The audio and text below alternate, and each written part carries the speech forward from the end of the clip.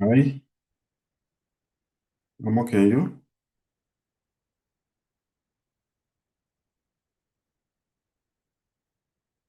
Okay.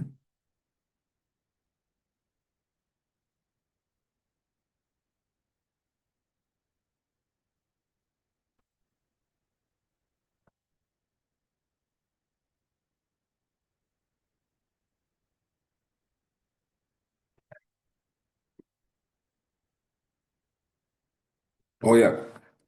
You said you're from Uganda. From is it Uganda? Yeah.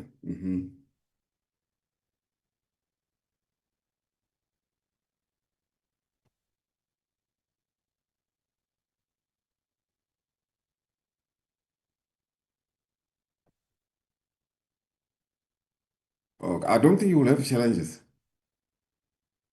Yeah. But I will be in a meeting from in fact 9 o'clock until 3 o'clock. But I don't think you will face challenges. Yeah. Oh, okay. Okay, no problem. Sure. Bye.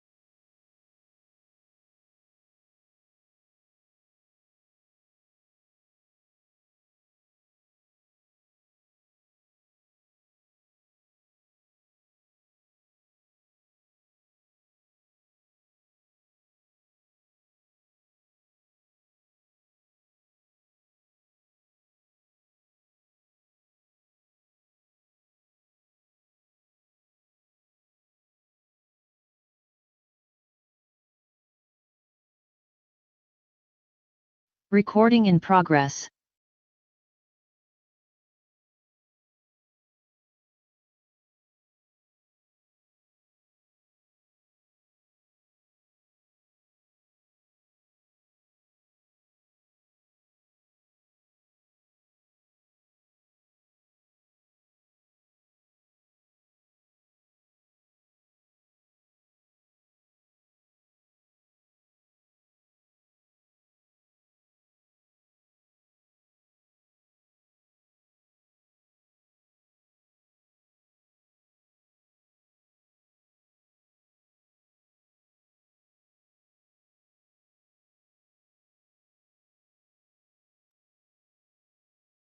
Chairperson?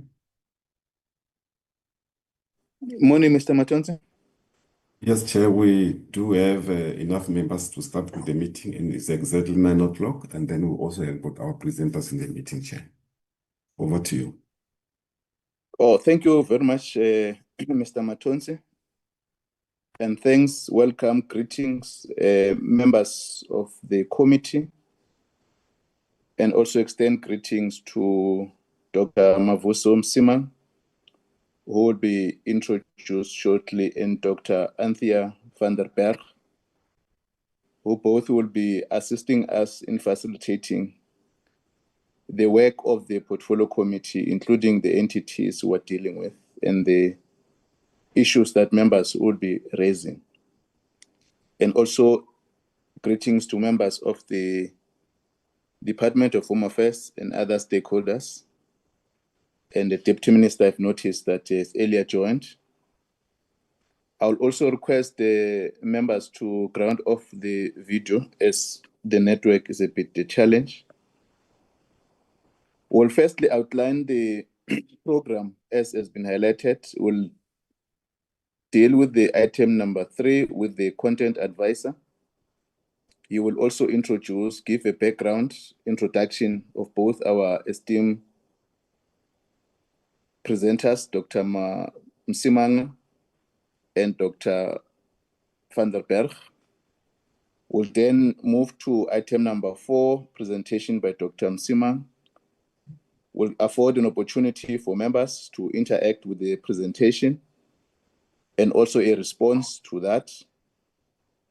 Then we'll break for lunch, given the time that will have been spent on the discussion, both of our content advisor, Mr. Salmon, and Dr. Msimang. We'll then come back to a presentation by Dr. van der Berg, and will afford members of the committee to reflect on the issues that will have been raised. We'll then have highlights of the issues that you will have recommended or will be recommending as part of the way forward, and identify priorities for the work of the committee in this financial year and in our term of office. And therefore, we'll have an update. As you know that we've been planning the trip, a study tour in the 6th administration on the matter that relates to the e-voting, which we have since directed the IEC to commission a study, and they've already engaged with members of the public who have attended the symposium. And after that, we'll get comments from members and we'll end our strategic planning. This week is the week of the committees, and tomorrow we'll then deal with the portfolio committee that will focus on the work of the committee, the deliberation on the one-stop border post. We'll have a report on that we should consider adoption of the report on the 2024 provincial and national elections, which was presented by the IEC. We'll then have the note, correspondence from the speaker for noting and the process forward on the candidates that must be appointed, recommended of the Independent Electoral Commission, and also the correspondence that we have received in terms of the process of preparation on amendments that will be considered towards the 2026 local government elections.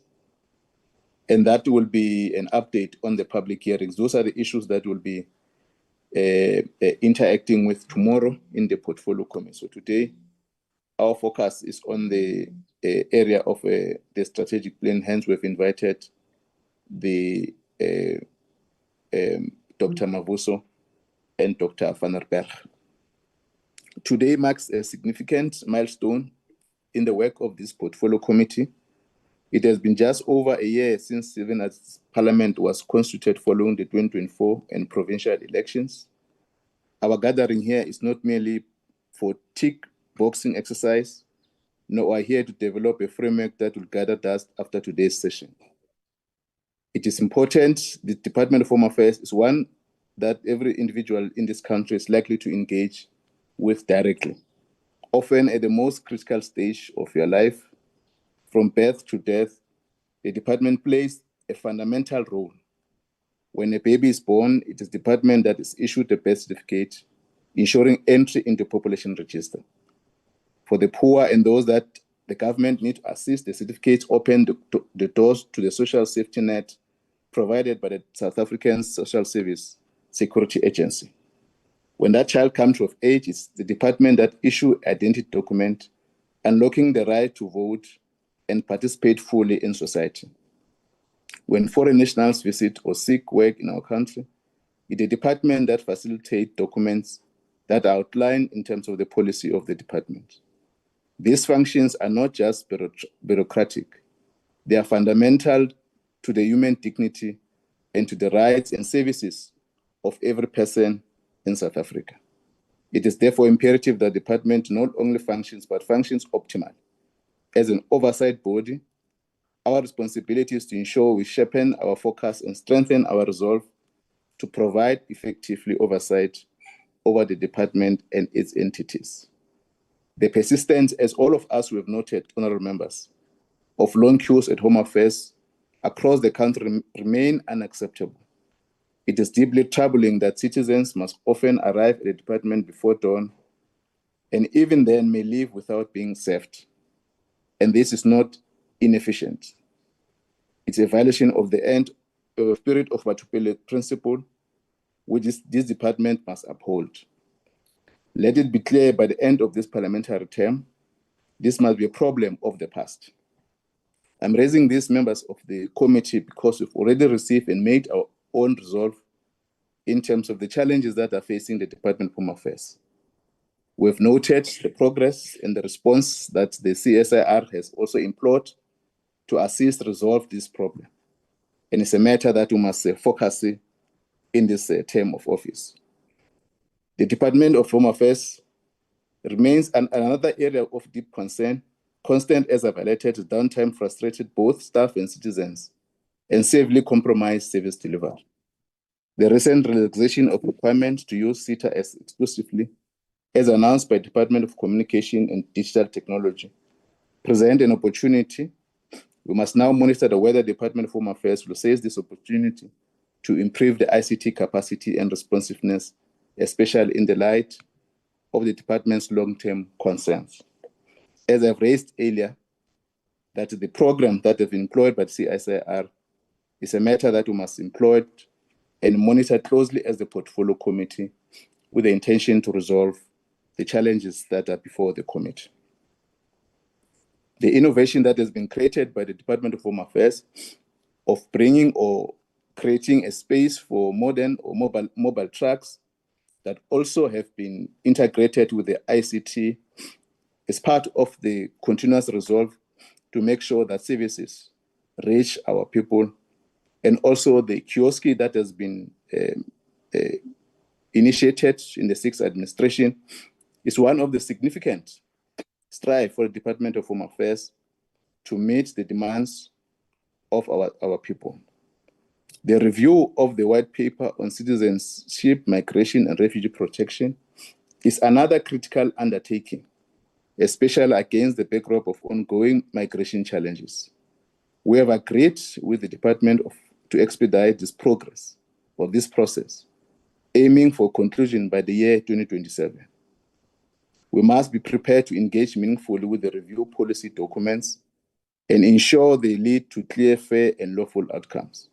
This reform must bring policy certainty, uphold our international obligations, and reinforce a migration system built on fairness, transparency, and legality. Not all news is bleak. The department's modernization efforts initiated in the sixth parliament are beginning to show results. The program to employ young people to assist with the modernization of Home Affairs record is well underway. We're encouraged by the department's commitment to maintain the resources needed to this project. Over the coming year, we expect regular progress updates to ensure momentum continuity. A final area of concern is ongoing underfunding of both Border Management Authority and the Independent Electoral Commission of South Africa. We cannot expect world-class services from this institution that are inadequately funded. This requires our collective wisdom and advocacy to ensure that these essential institutions are empowered to perform their constitutional mandate effectively. There are many issues that you will raise, which will address as we identify our priorities today, and we trust that our presenters will be able to highlight key issues that this portfolio committee, in terms of the legislation that we must amend, but also the cornerstone of our constitution that we must affirm in relation to making sure that the Department of Home Affairs, with all its entities, are able to perform their functions effectively. Our concerns also is on the government printing works that continuously underperform in terms of its governance and financial position, and hope that this strategic planning will be able to deal decisively with some of the issues and give priority focus on how we must be able to resolve and continue to exercise our oversight over the three entities that were responsible. With those words, members, I want to welcome all of you in this strategic planning.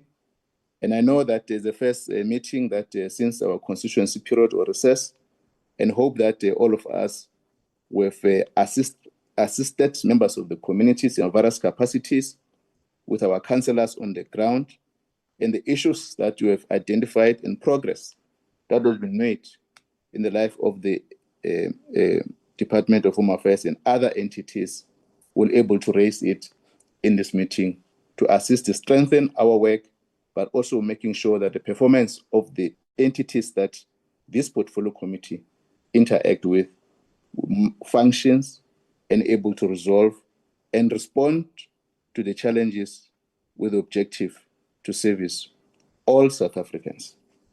In those ways, I'll now welcome Mr. Matonsi to render item number 2. Good morning, Chair, and good morning, members.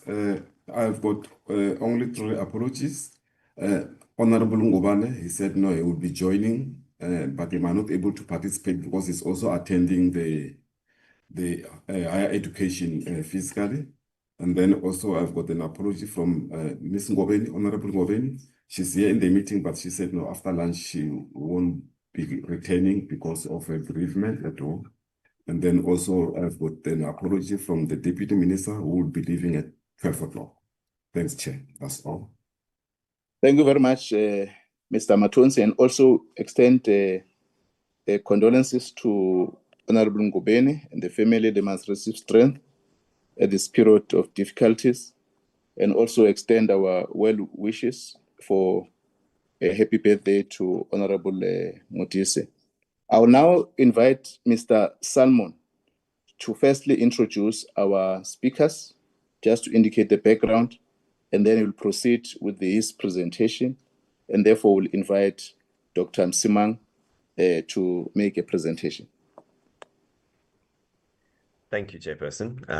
Yes, as the Chairperson indicated, in our management committee meeting, the Chairperson advised us to bring in some external expertise, and we sought out Dr. Nzimang because of his particular diverse experience in leading up various state institutions.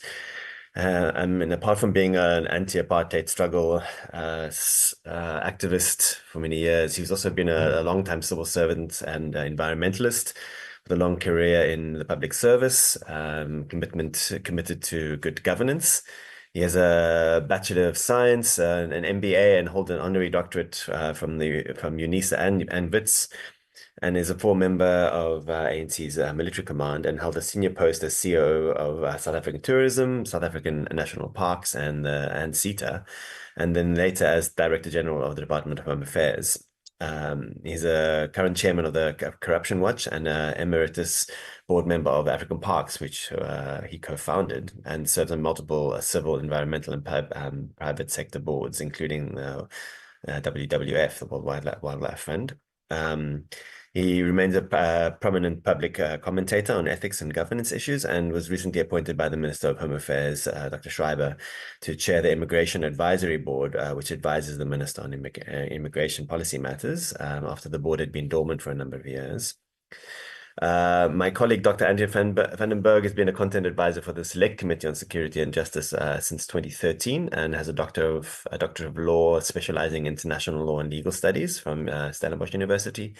And her professional experience includes work in the NGO sector and the South African Human Rights Commission, with a focus on children's rights, human rights, labor, and international human rights. In her long career, more than 10 years with the Select Committee, her work, particularly on strategic and annual plans of the Select Committee, has been praised by the internal staff, internal planning staff, and as quite exemplary, and has influenced the work of many other committees' plans, including our own. And so we're pleased to have her on board to give some comment on the cross-sectoral issues covered by our respective committees' work. And now I'll quickly switch over to the... Can I establish Mr. Salmon, Yes, if they're in attendance, so that we are sure on our items? Dr. Msima? Good morning.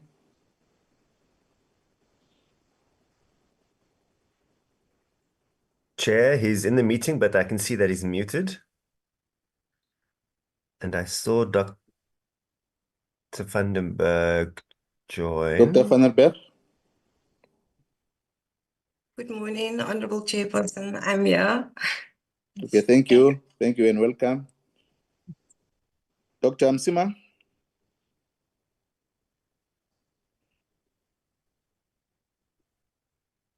Okay. Chair, well, we'll be in contact with him and just to make sure. I'm sure he's only presenting later, so but we'll I'll get Eddie to just Okay. Thank you. You can proceed, Mr. Salmon. Thank you, Chair.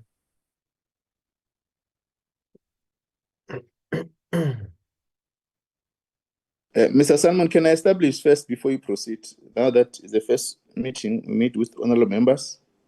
If there's any other issue, members, you want to raise on the program? Huge apologies, sir. Okay, thank you, Dr. Msiman. We've now established that you're in attendance. Yeah, thank you very much. I'm extremely sorry and embarrassed. I was... No, not at all, Dr. Msiman. Thanks very much for the introduction. Can I just quickly say that I'm no longer chair of Corruption Watch. They thought in the interest of good governance, after 8 years at it, I should drop out. I am a co-founder. Okay. And then this honor, terrible thing, I have to say, my degree is honorary, and as such, I think I should not be introduced as a doctor, except on very special occasions, and I'll be very, very comfortable to be called Mavuso Msimang. Thank you, sir. Okay, Mr. Mavuso Msimang. Thanks for that correction. Well noted and appreciated. Members, I've invited, if there's any other matter you must raise if there's, before we proceed. Okay, there's indication that we're all comfortable with how we must run the session. You can proceed, Mr. Salmon. Thank you, Chairperson.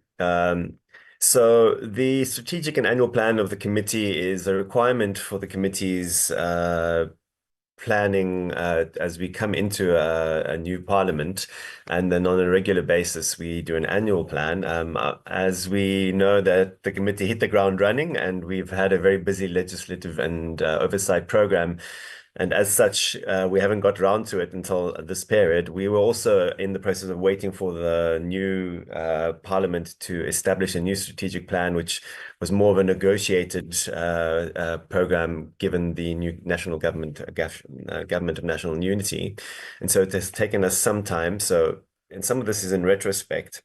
However, the main issues that we will be covering are in line with the strategic plan of Parliament, as well as we'll see in alignment with our national and international targets, as well as the ongoing and outstanding committee recommendations from our minutes thus far. So just to give an idea, we'll have the strategic overview of Parliament's strat plan, which members will probably be familiar with, but we'll just briefly go through.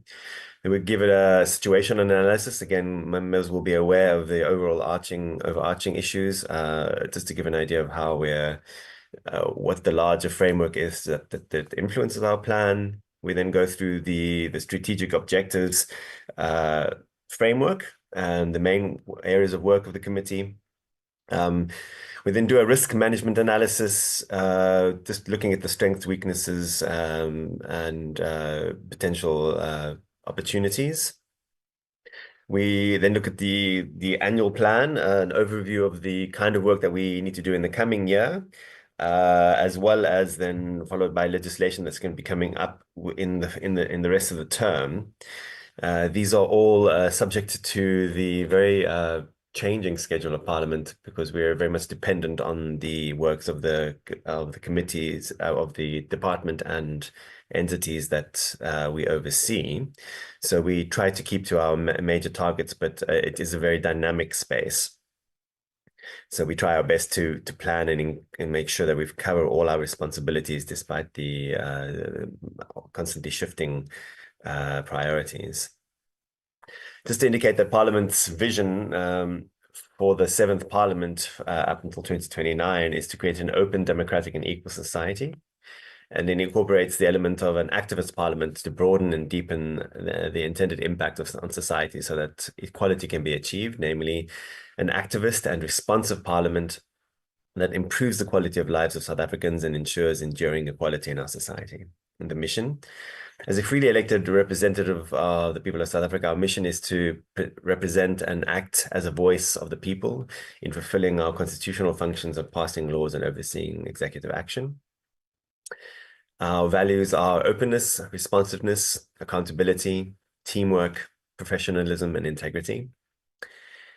Our mandate is, since the 1994 elections ushered in the new democratic order, the extraordinary participation of South Africans showed that we desired to heal the divisions of the past and establish a society based on democratic values, social justice, and fundamental human rights. Parliament's role and ultimate outcome is to represent the people and ensure government by the people under the Constitution, as well as represent the provinces in the national sphere of government. This mandate of Parliament is achieved through passing legislation, overseeing government action, and facilitating public involvement, cooperative government, and international participation. And this mandate of Parliament determines the reason for its existence. It is the origin of the institution and is based on the provisions of the Constitution, establishing Parliament and setting out the functions it performs. Parliament therefore fulfills this mandate by performing the following functions: passing legislation; secondly, scrutinizing and overseeing executive action; thirdly, facilitating public participation and involvement in the legislative and other processes; and fourthly, to participate in and promote and oversee cooperative government; and lastly, to engage in, participate in and oversee international relations. The core objectives of Parliament are to pass laws, scrutinize and oversee executive action, and as indicated above. The outputs for the core objectives include passing bills, questions to the executive, annual reports tabled and scrutinized, public participation facilitated, participation in international forums, approved international agreements, appointing public office bearers, and discharging statutory functions. Members who are familiar with these just go into more detail of the core objectives: to pass laws, to oversee executive action, facilitate public involvement, participate in cooperative government, and engaging in international relations. The latter of which we haven't had much direct involvement with yet. But if you look at core objective 5, we are influenced by a number of multilateral, bilateral, and international forums. These include the African, Caribbean, Pacific, European Union Forum, the Inter-Parliamentary Union, the Commonwealth Parliamentary Association, Pan-African Parliament, and SADC Parliamentary Forum. And several incoming visits and outgoing delegations are facilitated annually. Members will also be well aware that we're chairing the G20, and as such, there have been a number of engagement with international delegations in this regard. Of course, religious, women's, youth, disability, all number of sectors. So this is a key opportunity and will also influence the work of the committee going forward in the coming years. The situation analysis, we had a good overview by the chairperson already as he made his introductory statements. However, just to indicate the national government priorities under the Government of National Unity are aligned with the broader priorities. And these include the National Development Plan, which aims to reduce poverty, inequality, and unemployment. Furthermore, the committee activities are aligned with the medium-term development plan up until 2029, focusing on driving inclusive growth and job creation, reducing poverty and high cost of living, building a capable, ethical, and developmental state, and strengthening oversight, enhancing legislative processes and public involvement, in improving public appointments and in international engagements, as indicated. The international priorities, the two key drivers at the present are the Sustainable Development Goals and the African Union Agenda 2063. The SDGs, as a reminder, are 17 global goals adopted by the UN in 2015, serving as a blueprint for achieving better and more sustainable future by 2030. And the DHA, by extension, the committee contributes significantly to several of these goals, particularly SDG 16, which is promoting peaceful and inclusive societies for sustainable development, providing access to justice for all, and to build an effective, accountable, and inclusive institutions at all levels. Particularly legal identity, which is SDG 16.19. And the DHA's mandate is secure efficient management of citizenship and civil registration, directly contributes to 16.19 in collaboration with the GPW, which aims to provide legal identity for all, including birth registration by 2030. The provision of birth registration services and health facilities ensures that children are registered within 30 days, fulfilling the constitutional mandate and contributing to this global goal. The PCHA contributes to this by scrutinizing targets for automated birth functionality rollout in health facilities. In terms of effective, accountable, inclusive institutions, the DHA's vision to digitally transform Home Affairs supports the building of a capable, ethical, and developmental state, which is a key component of SDG 16. The PCHA's oversight ensures accountability by the DHA, GPW, IEC, and BMA to strive towards clean audits, improved internal controls, and expanding inclusive service delivery, which are effective for this, essential for this goal. In terms of reducing fraud and corruption, the DHA's counter-corruption and fraud prevention strategy, the GPW's interministerial task team targets, and similar processes within the IEC and BMA, including reviewing business processes to identify vulnerabilities and prosecuting fraud cases, aligns with this target. And expanding digital security features across the entities, particularly in the age of AI and quantum computing, are also critical as the world changes and new security concerns arise. The rule of law and justice, the efficient asylum seeker and refugee systems ensure compliance with domestic and international obligations while cautioning on reducing abuse of the asylum system and litigation, thereby supporting the rule of law. Poverty and inequality. The DHA services such as issuing identity documents and passports enable citizens to access to basic rights and benefits, including social grants and employment, contributing to poverty reduction. In addition, expanding services through banks and mobile units reduces the costs for clients and bridges the rural-urban divide. And the committee oversees these. The inclusive growth and job creation, immigration reforms and the BMA implementation thereof, including the points-based system, remote work visas and trusted tour operator schemes are explicitly designed to attract skills, investment and boost tourism, fostering economic growth and job creation. The digitization of 340 million civic records also contributes to public employment opportunities for young people and more efficient and inclusive government administration. In terms of Agenda 2063, the African Union's framework for socioeconomic transformation of the continent aims for an integrated, prosperous, and peaceful Africa. In terms of aspiration 4 of a peaceful and secure Africa, border management is crucial, including the BMA's work to driving integrated and coordinated border management to ensure borders are effectively protected, secured, and well managed. The BMA's strategic outcome explicitly aims for secure borders that protect national interests and enhance national security. Combating transnational crime, law enforcement operations, including by the DHA and BMA in collaboration with other agencies like SAPS and CNDF and Interpol, aim to curb illegal migration and combat transnational organized crime. In terms of aspiration 2, an integrated continent, politically united and based on the ideals of Pan-Africanism, the regional development and managed migration is a key role played by the DHA by working with SADC countries through DOCA to establish efficient, secure and managed migration, including through the forthcoming one-stop border post bill. The GPW also aims to expand its customer base and footprint in the SADC region and other African countries for security document printing. And the IC contributes to regional development by assisting and observing regional elections. And the PC will need improved international engagement activities for oversight of these collaborations, including the likes of joining international oversight of elections, particularly in Africa, and joining those delegations that oversee elections in the continent. Interoperable systems, the push for digitally signed barcodes and smart identity cards for SADC countries with local production spearheaded by GPW could aid the move towards interoperable systems, which can assist in improving free trade and integration in the region, aligning with the 2063 agenda. In terms of aspiration 6 in Africa, whose development is people-driven, relying on the potential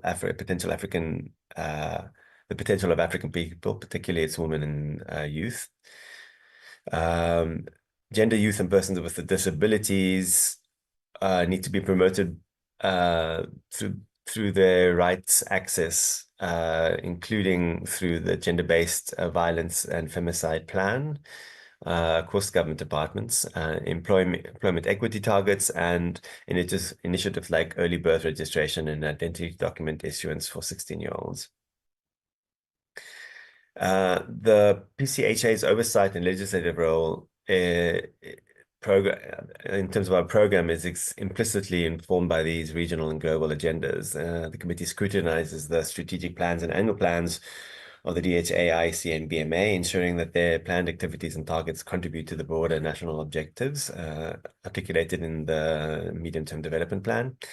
And that is in turn aligned with the National Development Plan, SDGs, and the Government of National Unity priorities. Specifically, the PCHA will be involved in legislative review, such as the Home Affairs Bill and the Citizenship, Immigration, and Refugee Bill, which plan to overhaul the migration system and align it with the digital transformation vision and serving both the national and international interests. The digital transformation will need to be monitored, particularly the ambitious digital transformation to achieve efficiency, security, and accessibility in service delivery, and enabling integrated e-government. In addition, the consideration of electronic voting by the IEC and the finalizing of the full polycarbonate identity production plant by GBW must also be considered as options for transformation. This includes sufficient funding for these initiatives and addressing ICT infrastructure issues. In terms of tracking of performance and in monitoring key performance indicators related to visa backlogs, passport issuance, digitization targets, and anti-corruption measures, all of which contribute to broader developmental goals. The committee also ensures compliance, verifying the implementations of the POPIA and other personal protection privacy legislation as these digital systems are rolled out, aligning with human rights principles of personal privacy. The committee environment and challenges, as already indicated by the chairperson, were in a context of significant budget constraints across government departments, and these have led to critical funding shortages, such as the IEC's outreach program and the BMA's unapproved business case for crucial funding. And the PCA also questions whether reprioritize funds for the ambitious digital transformation targets are sufficient and will impact on other service delivery. The backlogs and inefficiencies, ongoing backlogs in the processing of visas and permits, which the committee has urged the DHA to clear, alongside concerns about the efficiency of processes, including the issuance of smart ID cards and passports, particularly abroad. Technological infrastructure. Persistent issues with ICT and network stability, despite collaborations with entities like CSIR and CETA, have contributed to significant delays and security vulnerabilities. And the committee notes that the DHA's reliance on outdated paper-based and manual systems makes them vulnerable to fraud and corruption. In turn, the new provisions have allowed for exemptions from the use of CETA in certain cases, and this potential needs to be used by Home Affairs as much as possible, as much as necessary, to circumvent some of these technological infrastructure blockages. Policy and legislative delays. The committee has expressed disappointment on the delayed finalization of key frameworks such as the White Paper on Citizenship, Immigration and Refugee Protection, urging for accelerated implementation. In turn, the committee will need very focused planning and additional time to process at least 8 current and forthcoming bills across the entities in the next 4 years. Corruption and security threats. Allegations of corruption at ports of entry and within DHA and GBW necessitate lifestyle audits for officials and strengthening counter-corruption measures. The integrity of the National Population Register and other systems remains a critical national security concern. Capacity and staffing. As mentioned, insufficient human resources, particularly within the DHA's immigration branch and the BMA in general, affect all services, particularly health facilities for birth registration and border post congestion, coupled with a general need for professionalism and of staff to impact service delivery. We then do a sectoral analysis, what's called a SWOT analysis of the strengths, weaknesses, opportunities, and threats. This overlaps a lot with what was mentioned before, but just to indicate some of the strength of our committee is the broad mandate, the fact that we work across sectors and in collaboration with the select committee allows us to consider executive action from a broader perspective and facilitate public involvement across critical national functions. Our strategic alignment is also ensuring that national priorities allow influence of key government outcomes such as the economic growth and national security are overseen and implemented. We ensure stakeholder engagement with a wide array of stakeholders, including departments, civil society, labor unions, and the public in general, enhancing our ability to gather diverse perspectives and inform oversight. And our dedicated oversight has a track record of focused oversight activities, including direct engagement with entities and site visits to identify challenges on the ground. Weaknesses for the committee are time constraints. A busy legislative schedule, limited meeting days, and longer recess periods can limit comprehensive oversight, impacting the frequency and depth of committee meetings.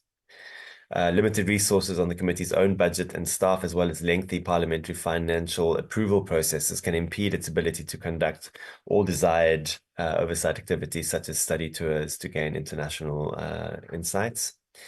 The follow-up gaps. Challenges in consistently following up on issues raised in oversight reports, committee meeting minutes, and potentially leading to slow implementation of recommendations by departments. IT infrastructure. The committee's staff dependence on outdated computer technology and limited training for staff and members on new software, especially artificial intelligence developments, has already left Parliament lagging significantly behind other government departments it's overseas, as well as private sector, in terms of optimizing limited capacity, improving security, and ensuring effective oversight over the entities with far more resources than the committee itself. The opportunities are digital transformation. As much as it's a challenge, there's a potential to leverage potential ambitious digital transformation agendas of the DHA and GPW to improve service delivery and efficiency and security across the portfolio. This includes the potential for e-passports, digital IDs, and expanding services to alternative channels like banks and kiosks.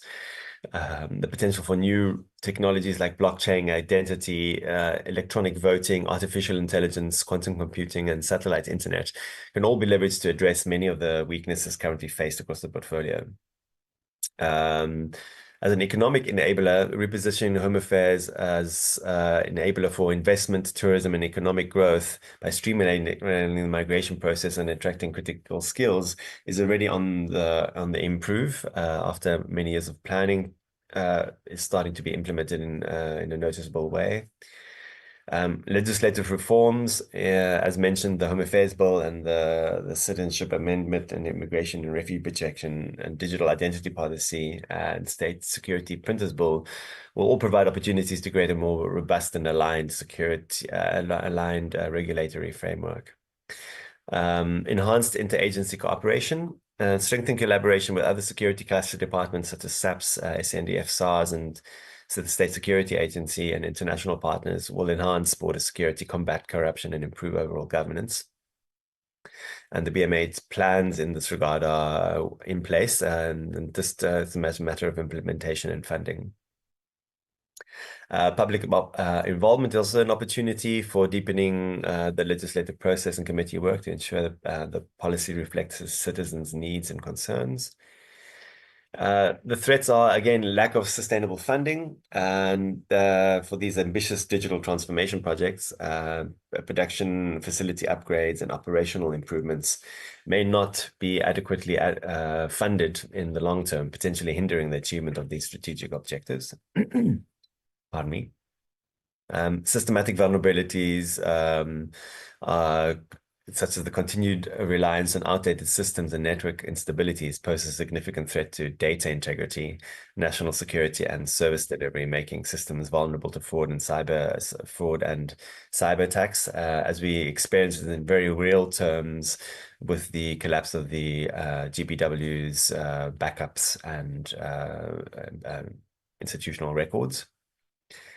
Institutional capacity gaps, the shortage of skilled personnel, particularly in IT and specializing printing, legal drafting, and potential resistance to organizational cultural change could impede the successful implementation of these reforms. Litigation risks, ongoing court cases, particularly within the DHA and the IEC, on immigration and elections outcomes, and potential new legal challenges could impact the implementation of policies and incur significant legal costs for the department and IEC. In terms of the strategic oversight approach, as was already mentioned, we'll prioritize the passing of legislation, hopefully strengthening oversight through the implementation Parliament's oversight priority plan to ensure focused scrutiny of the entities and their contribution to the national goals, This includes monitoring key performance indicators, as we'll attempt to do in our annual plan. The enhanced public involvement is also crucial for this work, and addressing cost-cutting issues such as gender-based violence, border management, and collaboration with other other parliamentary committees, such as the Portfolio Committee on Communications, the PC on Police, Defence, and Public Works, and the Select Committee on Security and Justice. We'll promote a digital transformation through actively monitoring the implementation of the above-mentioned initiatives, as well as monitoring financial performance to scrutinize budget allocations, expenditure, and audit findings, requesting detailed quarterly reports from the CFOs to ensure ongoing accountability and effective resource utilization. The main tools, as members will already be familiar, are through monitoring quarterly performance reports, monitoring the recommendations, the implementation of the recommendations of our BRRRs, oversight visits, committee reports on legislation, collaborations with the Auditor General, more and more in terms of performance and not only just auditing, and following up on recommendations. We already have a committee document that consolidate all the recommendations from all the meetings and reports that we've used for this annual plan, but that we continuously track, and which we send to the government, to the entities to follow up on. And study tours, the international study tours, such as the planned visit to Brazil, allows for improved insight on electronic voting systems and alternative electoral systems, which will inform legislative reforms and enhance the committee's knowledge for oversight. The focus areas each year are influenced by the State of the Nation address. This year, the key issues highlighted for our sector were the Department of Home Affairs at Home, for a digitally transformed department. And this includes digital transformation of civic records, of which there are 25 million planned for this year. More smart ID cards and passports. The legislative reforms mentioned before. Service delivery, including improved birth registration targets and partnerships with ICT in banks and mobile units. There's also a need for the immigration reforms mentioned by the State of the Nation address, as indicated before, the critical skills, general work visa, remote work visa, and trusted tour operator schemes, improving organizational structure and capacity, alignment up to the digital vision, and addressing underfunding and staffing shortages, particularly the immigration branch. And the budget allocated for this financial year has been just over 11 billion rand, which is a nominal decrease of 8.6% and a real decrease of 12%, largely due to the change in funding to the Electoral Commission, given that last year was a national election, and this year there isn't a national election. But the administration, citizen affairs, both received decreases, whereas the immigration affairs and institutional support and transfers received increases. Government printing works. The priorities for SONA were the e-passports, and also the role of the GPW as the mandated security document enabler, and the automation of its business processes, such as e-passports with biometric and facial recognition technologies and e-certificates by 2029. The State Security Printers Bill is crucial to ring-fence printing from the State Security of state security documents exclusively to the GBW, protecting national sovereignty, as well as highlighting the need to expedite the submission of this bill to Parliament. The DHA will also need to collaborate better with the DHA in identifying areas where current processes and documents could be digitized, ensuring alignment in collective efforts towards efficient deliverables, such as through the Government Gazette being digitized, for instance. And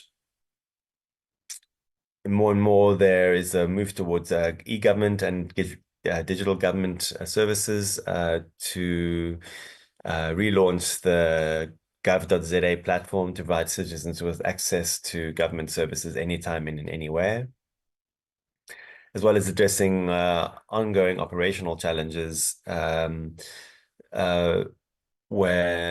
for instance, the Minister of Home Affairs appointed Dr. Lubisi to conduct a diagnostic review of the GBW, focusing on organizational culture and digital readiness.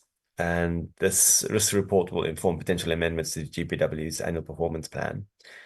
And the budget for the GBW, just to remind members, is around 1.8 billion, of which it's self-funded, but indicates a 5.5% increase in terms of what is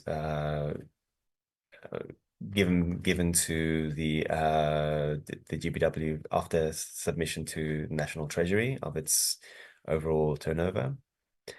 And it indicates the plans for an increased net percentage of profit in the coming years. The IEC, as Chapter 9 institution, its plan goes up till 31 March 2030 to manage free, fair elections shaped by constitutional and legislative requirements, including electoral system reforms. As members will be aware, the outcome of the last electoral amendment indicated that I beg your pardon, there's just a system update, something that's happening on my computers. Give me a second.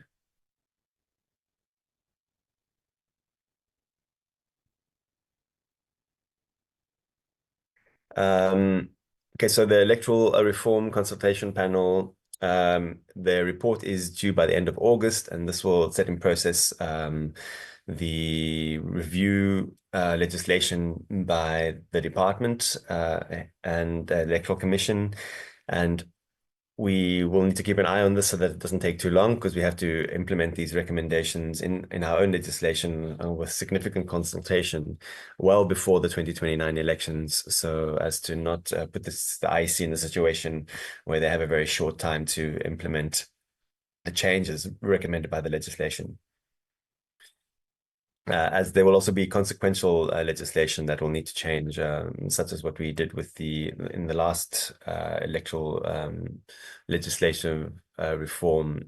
There's a broader set of implications that need to be considered. So this will require some careful planning and perhaps strategies such as dividing the committee into groups so as we can cover more provinces in a shorter space of time. Then the local government elections will be coming between November next year and the following January. And so there'll be significant planning that will be needed for that. The IC was allocated 2.14 billion for this financial year and an additional 885 million for the municipal elections. The BMA, as indicated, is moving towards an electronic travel authorization and visa regime reform. And by modernizing this ETA, driven by artificial intelligence and machine learning, we'll start automating the adjudication of tourists and short stay visas to mitigate some capacity constraints.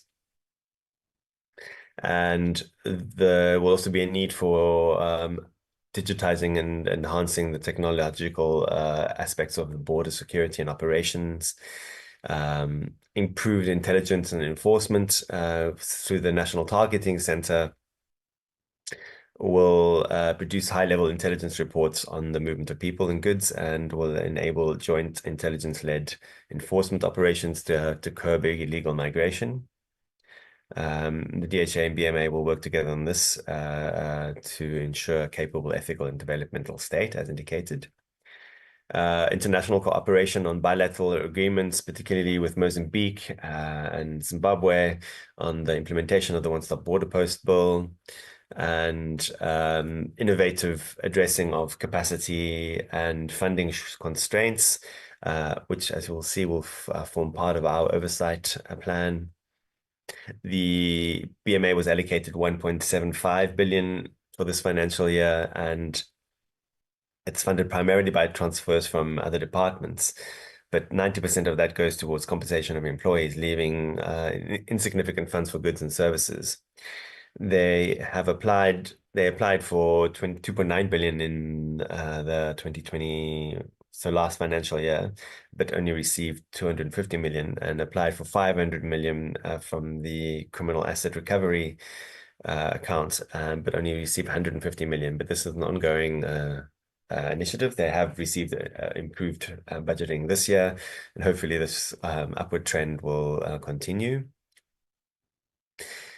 We then just list a number of the outstanding issues from the 6th and 7th Parliament. These will be in the plan, so I'm going to go into too details because we am running a little bit over time. So just to mention that we need to monitor the high-level panel recommendations, which include electoral reforms. We'll monitor the outstanding BRRR recommendations, the electoral reform consultation panel, and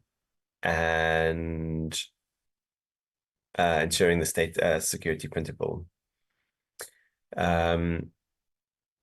This is just an overall strategic framework that serves our annual plan, but we'll see it as we go forward now. This is the summary.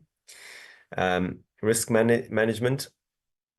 This was also covered by the SWOT analysis, but we just go into some details of how we plan to address some of these key risks. But just to indicate, for instance, that the gender-based violence and youth persons with disabilities program, we haven't really overseen that much in the past, and some members have indicated the urgency of this, and to ensure that our own plans and contribute to the measurable contributions to the National Strategic Plan on Gender-Based Violence and Femicide, and mainstreaming priorities for youth, women, and persons with disabilities. Then we go into the actual plan, which we've done by quarter for the coming 3 quarters, as well as the past quarter, because the plan is coming later in the financial year. So legislation. The baseline for last year was that we only passed one piece of legislation. It was a new committee, but we also did quite a bit of work on the marriage bill, and thus we're only able to pass one piece of legislation, which is the immigration bill. We now have 3 forthcoming legislation. We have to finalize the marriages bill, the One-Stop Border Post bill, which we proceed with tomorrow, and we have 2 provincial oversights left for the marriage bill. In the 4th quarter, we have to finalize the marriage bill, finalize the One-Stop Border Post bill, and consider what to do with the Electoral Commission bill, which has been standing in the committee's books for quite some time now. And we just need to make a decision on this, how to proceed. And then we may or may not proceed with that in the 1st quarter of next year, either finalizing, indicating going forth with the Electoral Commission bill or not. So we need to make a decision on this. That will be a low-hanging fruit, will be if we make a quick decision on that. In terms of oversight, we've held 21 meetings in the last financial year, and there are around 30 meetings for this financial year. The first quarter of the year, we had 8 meetings. This term we'll only have 3, which will include consideration and adoption of the report of the national and provincial elections, our committee strategic planning, as we're doing now, and the filling of the electoral commission vacancies. The 9 meetings for the next quarter will include the report of the Electoral Reform Consultation Panel, outstanding quarterly reports, and the annual reports for the 4 entities, as well as our BRRR report. In the first quarter of next year, we'll have 10 meetings, including an update on the outstanding BRRR recommendations, the new priorities stated by the State of the Nation address. These in red are ones that I've added from the outstanding committee recommendations, minute recommendations that weren't in your draft that I sent last week. But these are potential things we could look at, which are just National Treasury on general funding shortfalls, looking at the budget votes, and then also the vetting of officials across the BMA, DHA, and IEC in collaboration with the State Security Agency, an update on mobile and bank branch, our footprint expansion, and an update by the GPW on their new printing facility and repair of machinery. And then lastly, potential oversight to the seaports here in the Western Cape. This committee hasn't been to the ports to see how the operations of the BMA and DHA, as well as other key role players, play out in the actual infrastructure at the port. So that will be useful, something for the members to see and consider. In terms of public participation, we will have to complete the 2 provincial hearings at the end of or the beginning of next term, and then potentially in the first quarter of next year start calling for written submissions on the Electoral Commission bill if we decide to proceed with it.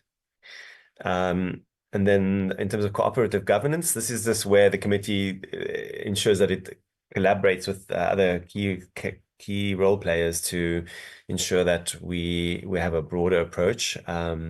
So for instance, this next term, the final term of this year, we propose engaging with SAPS and National Treasury on the full transfer of relevant border staff and funding to the BMA. And then next term, we'll engage with the DPW and the Development Bank of South Africa on the finalization of the GPW facilities, which have been delayed in some ways.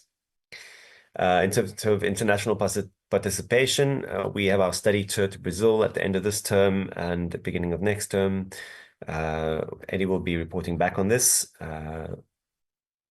And then in terms of capacity building, this is mostly in terms of the workshops and but as well as training that the members and staff undergo. But there will potentially be an electoral reform panel report back workshop arranged, and so we will attend that. And then as they emerge, this is more of a continuous target. As these targets emerge, or as these workshops and seminars emerge in the year, we facilitate the members and staff to attend as they arise. The forthcoming legislation, this is just an indication, the laws that we indicated before. This is an overview of what they cover, as well as when they're likely to be coming to the committee. So just in bold here, the Home Affairs Bill is likely to come to the committee in the 3rd or 4th quarter of 2026-27, so the next financial year. The draft Citizenship and Immigration and Refugee and Protection Bill is due to come to the committee in mid to late 2027. The Marriage Bill, we're hoping to finalize with this committee by October, and the select committee will indicate how long they take to process legislation, but at least it's going to be 3 months, given that we've done a lot of the provincial oversight already. There are also outstanding immigration regulations that were gazetted in May and October 2024, and the DAC also plans to develop an electronic travel authorization system, which is related to the above legislation. The Electoral Commission Bill, as indicated, we need to look at the Electoral Commission Bill as soon as possible. The Electoral Reform Consultation Panel will result in draft legislation that the DHA will need to have public consultation on before it comes to Parliament, and then it needs to be approved by Cabinet. After which the committee will need to design a legislative roadmap along with the IEC and the DHA for the implementation before 2029, and the committee will also request a legislative roadmap for the IEC in terms of any possible legislation that may be required for the local government elections, seeing as we have just over a year left before that happens. And again, the State Security Printers Bill has been dormant and promised for since the 5th Parliament, has been outstanding for quite a bit of time. So there is some pressure that needs to be applied to get this bill finalized so that this critical work can commence. The resource allocation for the committee. This is a broad overview of the general funding of the committee, but generally for a given year, the committee and each committee is allocated around 3 million rand, and this excludes provincial oversight and international study tours, but must cover all the other logistical aspects, including oversight visits, statutory appointments, venue hire, transport, logistics, etc. And so this is just a broad overview of the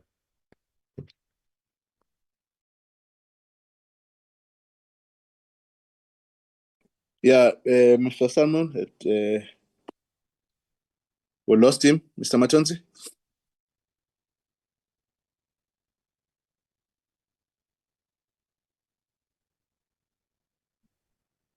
Mr. Matonzi?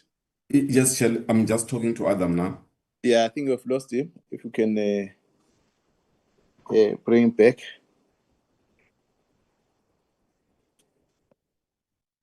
Sorry for that, colleagues and our guests.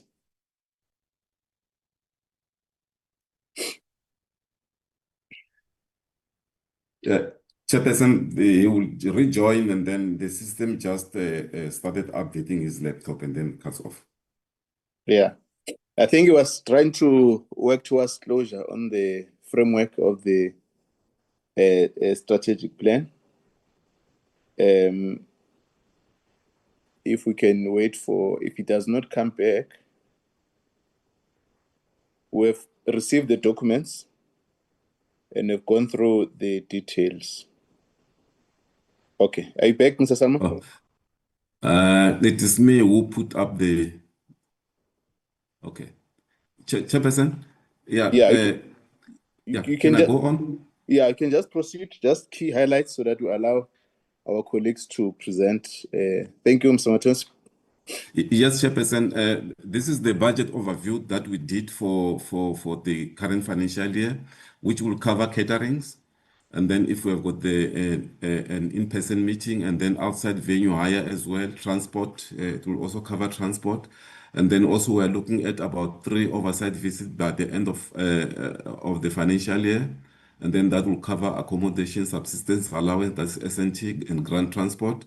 And then we're also looking at the issue of legislation, probably about 2 legislation.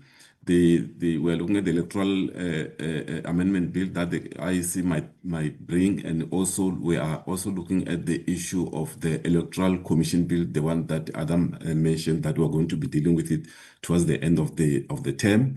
And then the two public hearings that are budgeted. There is the one in Limpopo and the Western Cape, and typesetting for the legislation. And then we're also looking here at logistic for stakeholders to attend meeting in case where chairperson we need to bring in people that want to present before the committee. We have made an allocation there that will cover airfare, ground transport, and accommodation.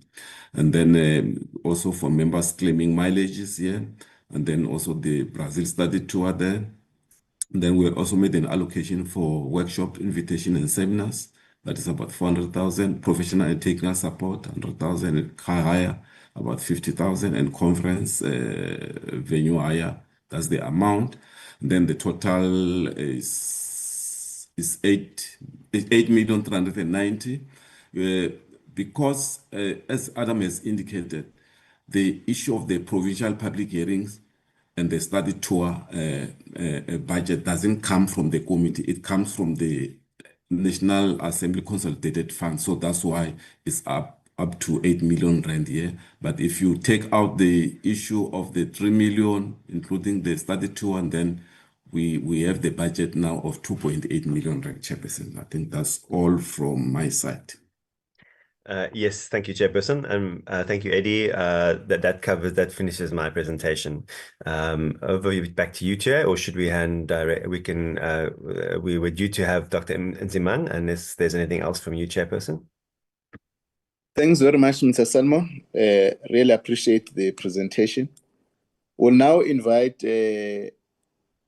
Msimang, Mavuso Msimang, as is alerted Mr. Salmon that we may need to reconsider inviting him by the title of Mr. Thanks, Mr. Msimang, and also we must appreciate for accepting our invite to contribute to the work of the department. We really, on behalf of the committee, appreciate for your time, and we're inviting you now to have your presentation to the committee. Thank you.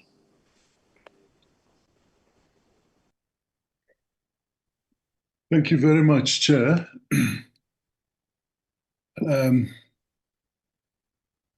Thanks for the opportunity to the Chair and honorable members. My voice is not at its greatest, but I hope it will carry through. On slide 2, I would say the purpose of my presentation will be to outline the legislative basis for the Immigration Advisory Board, the IAB, its term roles and functions under the Immigration Act and regulations, how the IAB aligns to and supports the Department of Home Affairs and Border Management Authority strategic objectives for the next 5 years to 2030. I will close with the IAB's forward focus and how it is hoped will add to measurable value to immigration governance. So in slide 3, I need to say that COVID-19 interrupted the work of the IAB, previous one, and there were no meetings until the convening of the current board in April this year. So the IAB is established in terms of the Immigration Acts 2002, as amended by subsequent acts, including Act number 8 of 2016, which deals with the overstay sanctions. The Act creates the IAB as a formal advisory body to the Minister on all significant immigration policy, regulatory, and administrative matters. The IAB's advisory remit, its remit spans visa policy, residence, enforcement systems, and service delivery, and intersects with wider national objectives like economic growth, security, and human rights compliance. Slide number 4 which deals with the composition and terms of office. We designed to be intergovernmental and social partner inclusive, ensuring that immigration policy is practical, security conscious, and pro-development. While appointments are made by the minister, membership is structured to avoid single interest dominance, balancing state imperatives with economic and social rights. The committee's record, current practice is a 3-year term for appointed members, with their continuity supported through staggered appointments where appropriate. So the composition and terms of office. Can we turn to your slides? Can you show me the slides which I don't have a view of, Mr. Matonsi?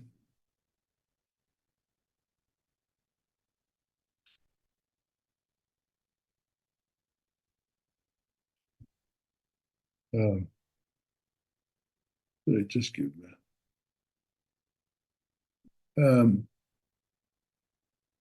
In terms of the Act and regulation, the composition in terms of Section 4.5 of the Immigration Act, the administrative work connected with the performance of the IB is performed by employees of the Department of Home Affairs, designated by the Director General, are consistent with the mandate provided by the Immigration Act.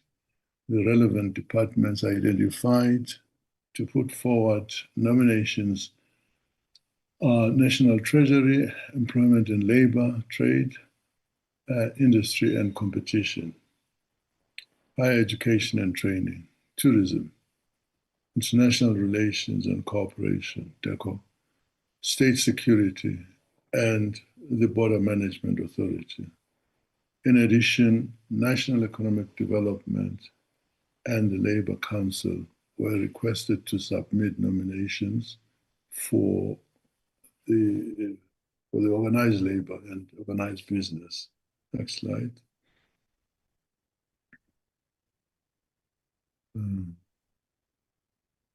So to go back to my presentation, if you look at slide number 7, the IAB role and functions in the Immigration Act. The Act positions the IAB as the minister's structured forum for high-quality, evidence-based advice across the immigration value chain. This includes early review of policy proposals. I might add, I think in this regard, the Home Affairs White Paper, which the chairperson referred to a little earlier, the Zimbabwe emergent permits also affects the Basotho are here. I think the Angolan case has been dealt with. It also includes assessing regulatory impact, ensuring alignment with constitutional rights, international obligations, and national security, and advising on implementation, feasibility, and risks. In the limited time that we have been in office, within the Act's framework, the IAB also flags systemic issues, ICT readiness, turnaround times, fraud risks, so that administrative implementation keeps pace with policy intent. A committee of the IAB sits with the immigration branch leadership to thresh out some of these issues. And to add, Chairperson, that we are mindful of potential conflict of interest issues with respect to perhaps board members who come from the immigration industry and make a living out of that. This is, interestingly, Chair, when they demand quicker service, maybe and that helps their businesses, but it also helps the client ultimately, as long as these requests, demands are made within the framework of deliverable times. In slide number 8, the IAB functions in the regulations. The IAB's regulatory advice is practical. It tests how rules will work across missions abroad, ports of entry, and back office adjudication. On overstays, there is a 2016 amendment. It focuses on fairness, deterrence, and clarity, ensuring sanctions deter abuse of. It deters abuse without unduly harming bona fide travelers, students, investors, and families. I have to say that just prior to be appointed to this, I had occasion to experience the occurrence of some of these abuses, deliberate or through negligence. Slide 9 refers to the value proposition, why the IAB matters. Immigration sits in the intersection of economic competitiveness, national security, and constitutional values. So the IAB's diverse composition and statutory standing should help the minister reconcile these imperatives. Our advice is accompanied by impact assessments, service delivery analysis, and scenario testing, which reduces unintended consequences and litigation risks. So the IAB also strengthens legitimacy, namely open engagement, clear rationales, and better public communication. It's the mandate. I hope we can discharge this with the competence that's required. In slide 10, while the department's 2025 strategic plan is yet to be tabled formally before yourselves, Parliament and yourselves, these priorities continue the modernization agenda that is seen in recent APPs and the MTSF alignment. So may I repeat that? While the department's 2025 to 2030 strategic plan is yet to be tabled before yourselves, these priorities continue the modernization agenda, which has been seen in recent APPs and MTSF alignment. And the minister, I would say, is passionate about these issues. If it wasn't a slightly adversarial term, he is almost obsessed with this kind of thing. I say it positively. The IB is already advising on digital visa design, front-end user experience and the back office rules engines.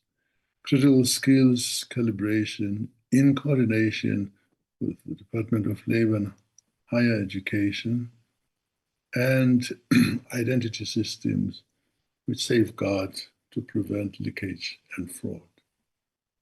On asylum, we advocate backlog triage, that is, sorting and organizing based on the severity of cases, on case management tools, and clear country of origin information protocols to improve both fairness and throughput. Apropos BMA strategic priorities, also for the same period to 2030, enabling secure, efficient borders. The BMA establishes South Africa's single authority at ports of entry and at the border law enforcement area, is moving from stand-up to optimization. Chair, almost since I got into Home Affairs many years ago, the BMA was in the state of formation. We must welcome that this important institution was finalized. So the IAB's focus is alignment. Visa and permit rules must be machine readable and enforceable at the border. Data sharing between DHA systems, the BMA, SAPS, and SARS must be lawful, timely, and accurate. We live in a very litigious country, as the honorable members know. We also support performance baselines, traveler throughput, refusal of secondary inspection and secondary inspection rates, and integrity matrix at high volume points of entry. I was requested to take a look at Vulindlela, in which I was involved. This is on slide 12.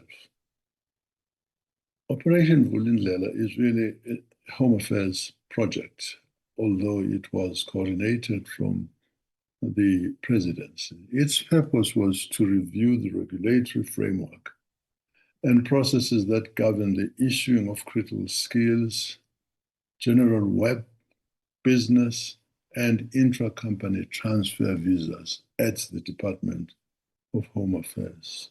To achieve this, the efficacy of South African work visa processing system was benchmarked against countries that were recognized as successful in attracting non-national skilled workers. Comparisons were made, so were also drawn between South Africa's performance and that of similar countries, in the sense that these also have scarce skills, a scarce skills deficit alongside high unemployment. May I repeat that?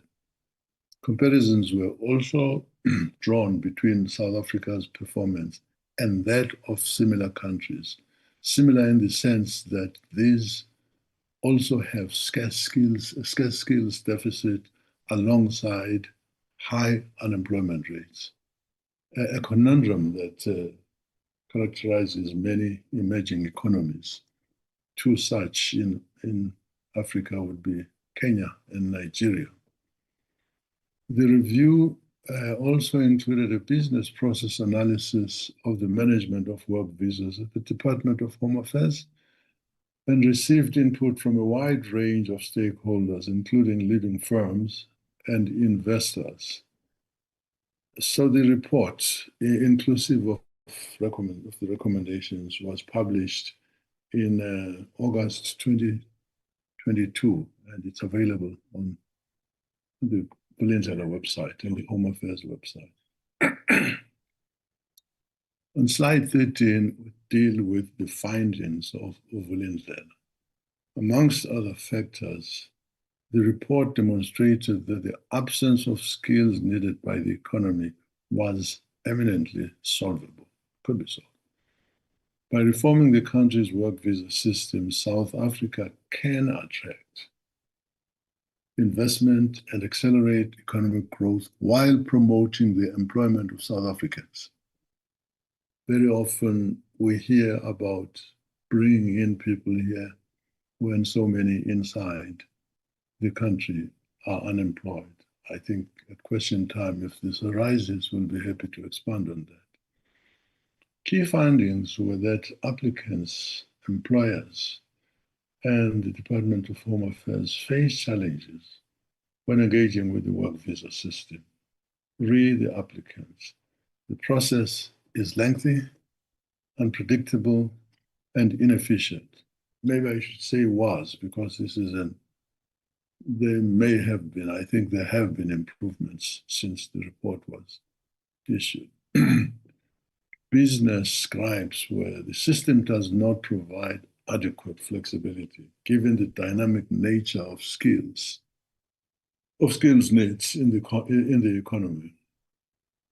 You know, the needs of business, as we all know, largely fall within the science, technology, engineering, and math area. We have, as the honorable members, to really improve in that area in our education system, public education system. We might end up with people from the private sector running this country in future.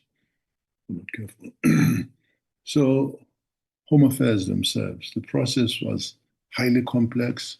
It relied on other departments and agencies and placed a high administrative burden on a comparatively small workforce. Much was needed of Home Affairs people, employees, workers, and it just wasn't enough. The allocated positions were not filled up. So these findings gave rise to the following key recommendations. And you'll find these in slides 14 and 15, 12. So, Operation Vulindlela recommendations. The slides as they appear, can I see them?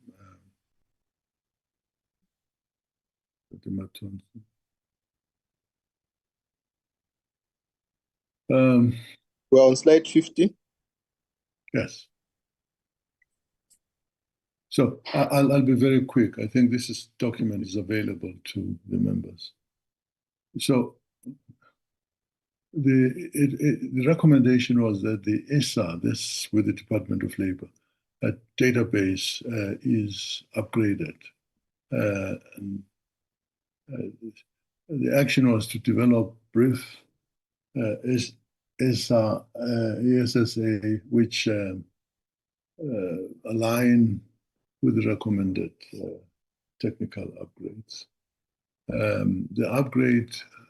To upgrade the critical skills and to the skills list, we asked them to upgrade the critical skills list more frequently, and they were to establish regular cadence for updating the critical skills list, which includes necessarily steps for critical skills list updates in annual plans of the DHA and the Department of Higher Education. The recommendation was that they should introduce a trusted employer scheme, which the department should do that. So it would be a point-based system that would require an amendment of the immigration regulations. I think that has been enforced now. To introduce new visa categories to cater for remote workers and startups. There is a new phenomenon in the world with highly educated people who like to visit countries because they've got money and they work out of those countries. Home Affairs must make sure that they contribute. They work for foreign companies based in South Africa, and they add value to our economy in the sense that they're consumers here and they pay taxes to SARS. So we're to specify requirements for a remote work visa and the startups, including their partners and children, etc. So the policy regulatory improvements, recommendations, sorry, where are we now? Fifth, yeah. So the conclusion here is the policy and process review of work visas revealed opportunities to strengthen the policy framework and its implementation to ensure that skilled immigration advances stated national goals. To address these, crucial to investment in modernizing the visa system is to ensure that it meets national needs and responds to global realities. That recommendations made in this review would allow the process of allegations to be optimized while maintaining robustness and integrity of adjudication processes. Strengthening the policy framework, including through simplifying and streamlining existing categories and introducing new ones would position South Africa as a competitive global destination for foreign talent while benefiting all South Africans, growing the economy and creating jobs. Chair,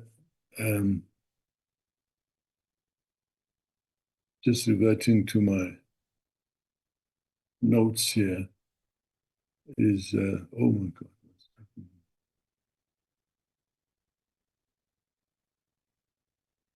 I think we have pretty much covered that. Slide 17, did I touch on that? The flip-flop to Vulindlela and so on sort of confused me. I hope the sequence.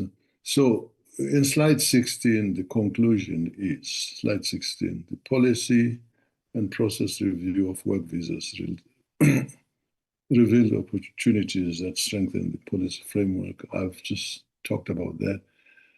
To address also crucial to investment in modernizing the visa system to ensure that it meets national needs and responds to global realities. I think this is the section I've just read. In slide 17, we say these deliverables are selected for impact on growth, security, and service experience. Each will be accompanied by a published advisory note and an implementation risk register. Allow me, Chair, to re-articulate this. The deliverables that are defined in this document in terms of the mandate of the IAB are selected for impact on growth, security, and service experience. Each will be accompanied by a published advisory note and an implementation register. We have to date already given the Minister and DG an advisory note on ZEPs and other issues. We respectfully request the committee's support for the enabling of these conditions. And this brings me to the end of my presentation, Chair and honorable members. And I thank you for your time and attention. And I'm happy, with your permission, Chair, to take questions. Thank you. Thank you very much, Mr. Mavuso Msimang, for detailed presentation and insight on the work of the advisory board and your work that you have undertaken at Department of Home Affairs, including the subject of Vulindlela. Members, these are the two presentations that are subject for our discussion, and I will invite you to comment and to raise questions in particular to the issues that the presentation made by Mr. Mavuso. We've taken through the framework of the work that the committee has been doing, and also the presentation made to the committee in the previous meetings by Home Affairs, Government Printing Works, IEC, and Border Management Authority in terms of the annual plans and also the targets that they were outlined. So this is an opportunity for us to engage on priority areas in terms of the plans and the focus that we ought to engage on. Can I invite hands for members to comment? There are three issues which I wanted also to raise, Mr. Msimang. You have quietly indicated that at your time, the initiative was carried for the establishment of the Border Management Authority, and that will assist to mend our borders, but also on our obligation to make sure that we have security or stability within our borderlines and neighboring countries. All of us have identified our appreciation on the work that the Border Management Authority has demonstrated since its establishment. There's a challenge which was identified by the committee in relation to the underfunding.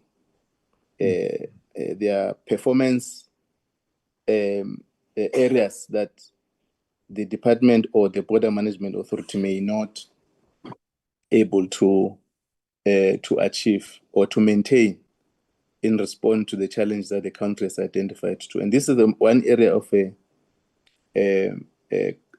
concern that we have been raising as the members of the committee. And we're happy that also the ministry has joined the call for more funding for the department. I'm sure you will say that there will be weaknesses moving forward should we carry on in this path of underfunding or Department of Border Management and Authority. And I wanted to get your take around this subject matter.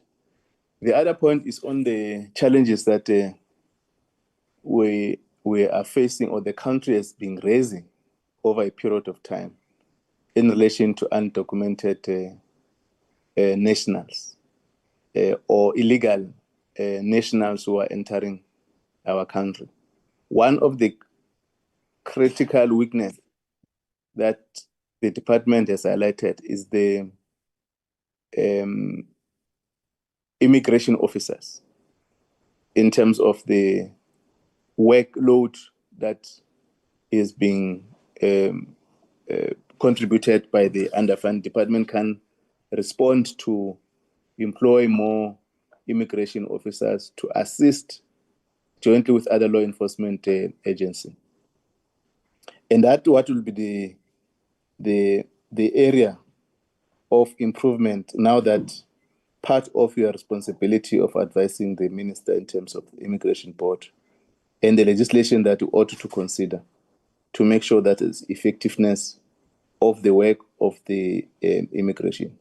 Side issues that are arising, you have seen in the past weeks or so that members of or citizens are beginning to raise or concern on the slow pace on how we respond to this. And this is a genuine matter that confronting ourselves. So what are the mechanism or legislation that will able to jointly deal with these areas?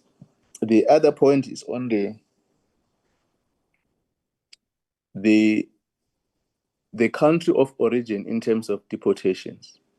And you know that the department is incurring a lot of funding on that area of carrying cost of deporting the illegal nationals to their country of origin. We have called for over a period that there should be a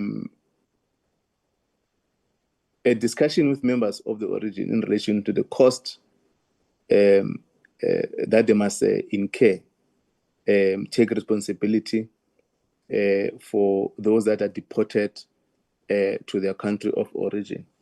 And I want to get the take of the immigration board, whether there's that thinking around that area.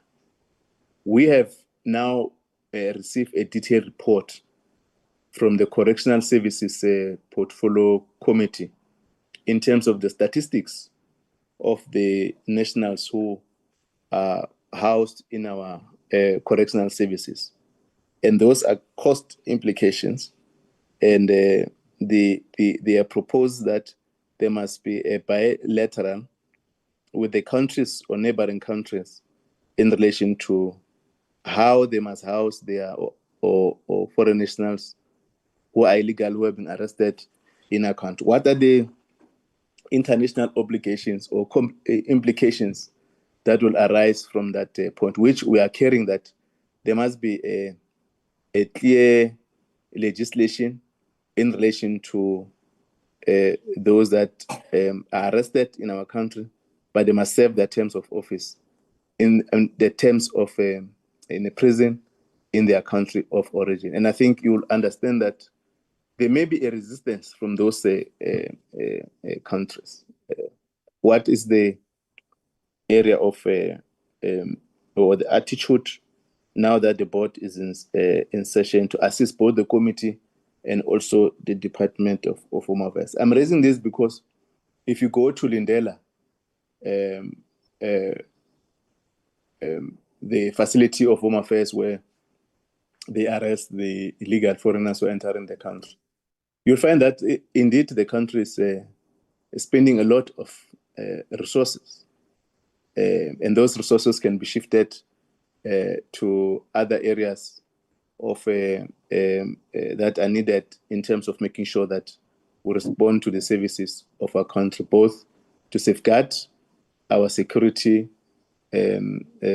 environment, but also the economic inputs that you have correctly highlighted. The last point is on the boards of appeals and the backlog that you have been raising. I'm also comfortable on the shift of the department that they've taken a decision to initiate the construction of the one-stop border post in our port of entry that will also allow moving the refugee centers within our jurisdiction to these borders. We seem to have no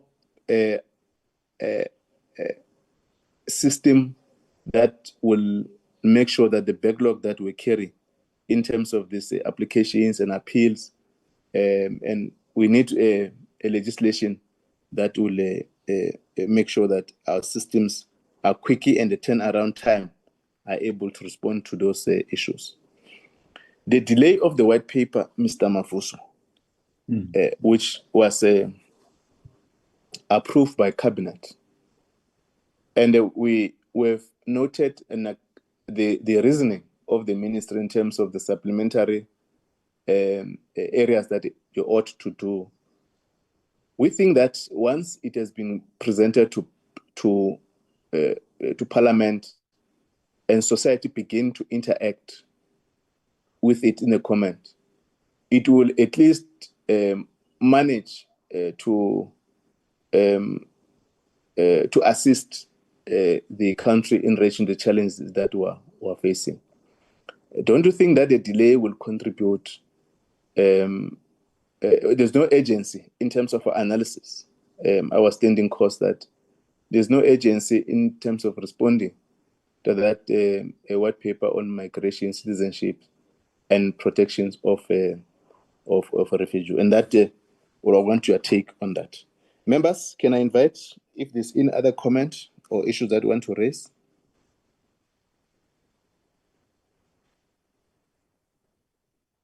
Honorable Ross.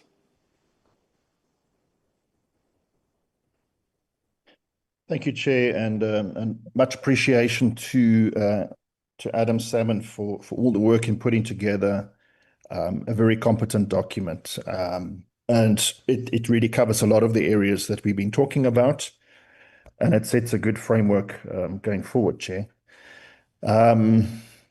I've managed to be on some oversight over these past 2 weeks, and very happy to see the offices that I've visited. Really, the queues are much shorter if they're at all.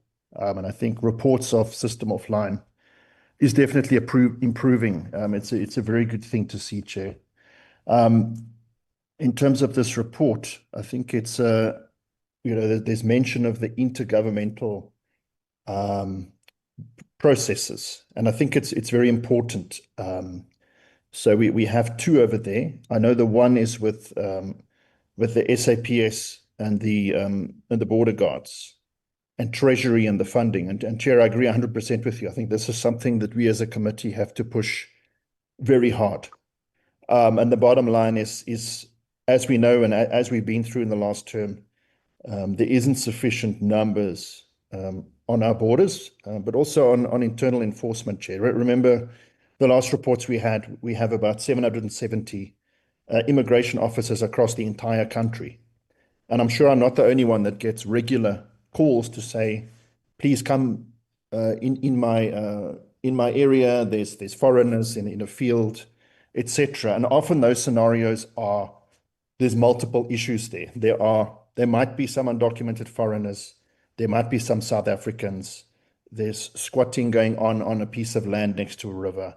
So there are multiple issues, and it's not just a Home Affairs issue. It's not something where Home Affairs can just come in there. And so certainly, Chair, I'm very much behind the proposal for that engagement with SAPS and Treasury about the funding of our borderlines. I think we also need to look at the SANDF at some stage, Chair, because there's a perception that Home Affairs runs the entire borderline and the immigration management there. And so that if persons are coming in, it's purely a Home Affairs issue. But Chair, we know that around the borderlines, or around the border posts, for a 10-kilometer radius is where the Border Management Authority has jurisdiction. And then between those areas is the SANDF with their forces. And I know we touched on it briefly and before, Chair, but I think it's also important during the course of this midterm cycle to get an understanding of how those gaps are being covered between the BMA and the SANDF, and to satisfy ourselves that there is sufficient communication between the two and a handover. For example, in the last term, there was some announcement by the SANDF of getting drones. I haven't seen if those drones are there. I haven't seen if there's any interaction between BMA information sharing once persons go outside of the 10-kilometer area, whether they get caught. So, Chair, I certainly think that's something intergovernmental we can look at in this period over the next few years. And then very importantly also the issue of late registration of births. And it came up in our deliberations on the Immigration Amendment Bill, where it was stated that social services help foreign children where their parents are arrested, etc., to find their country of origin and to assist them.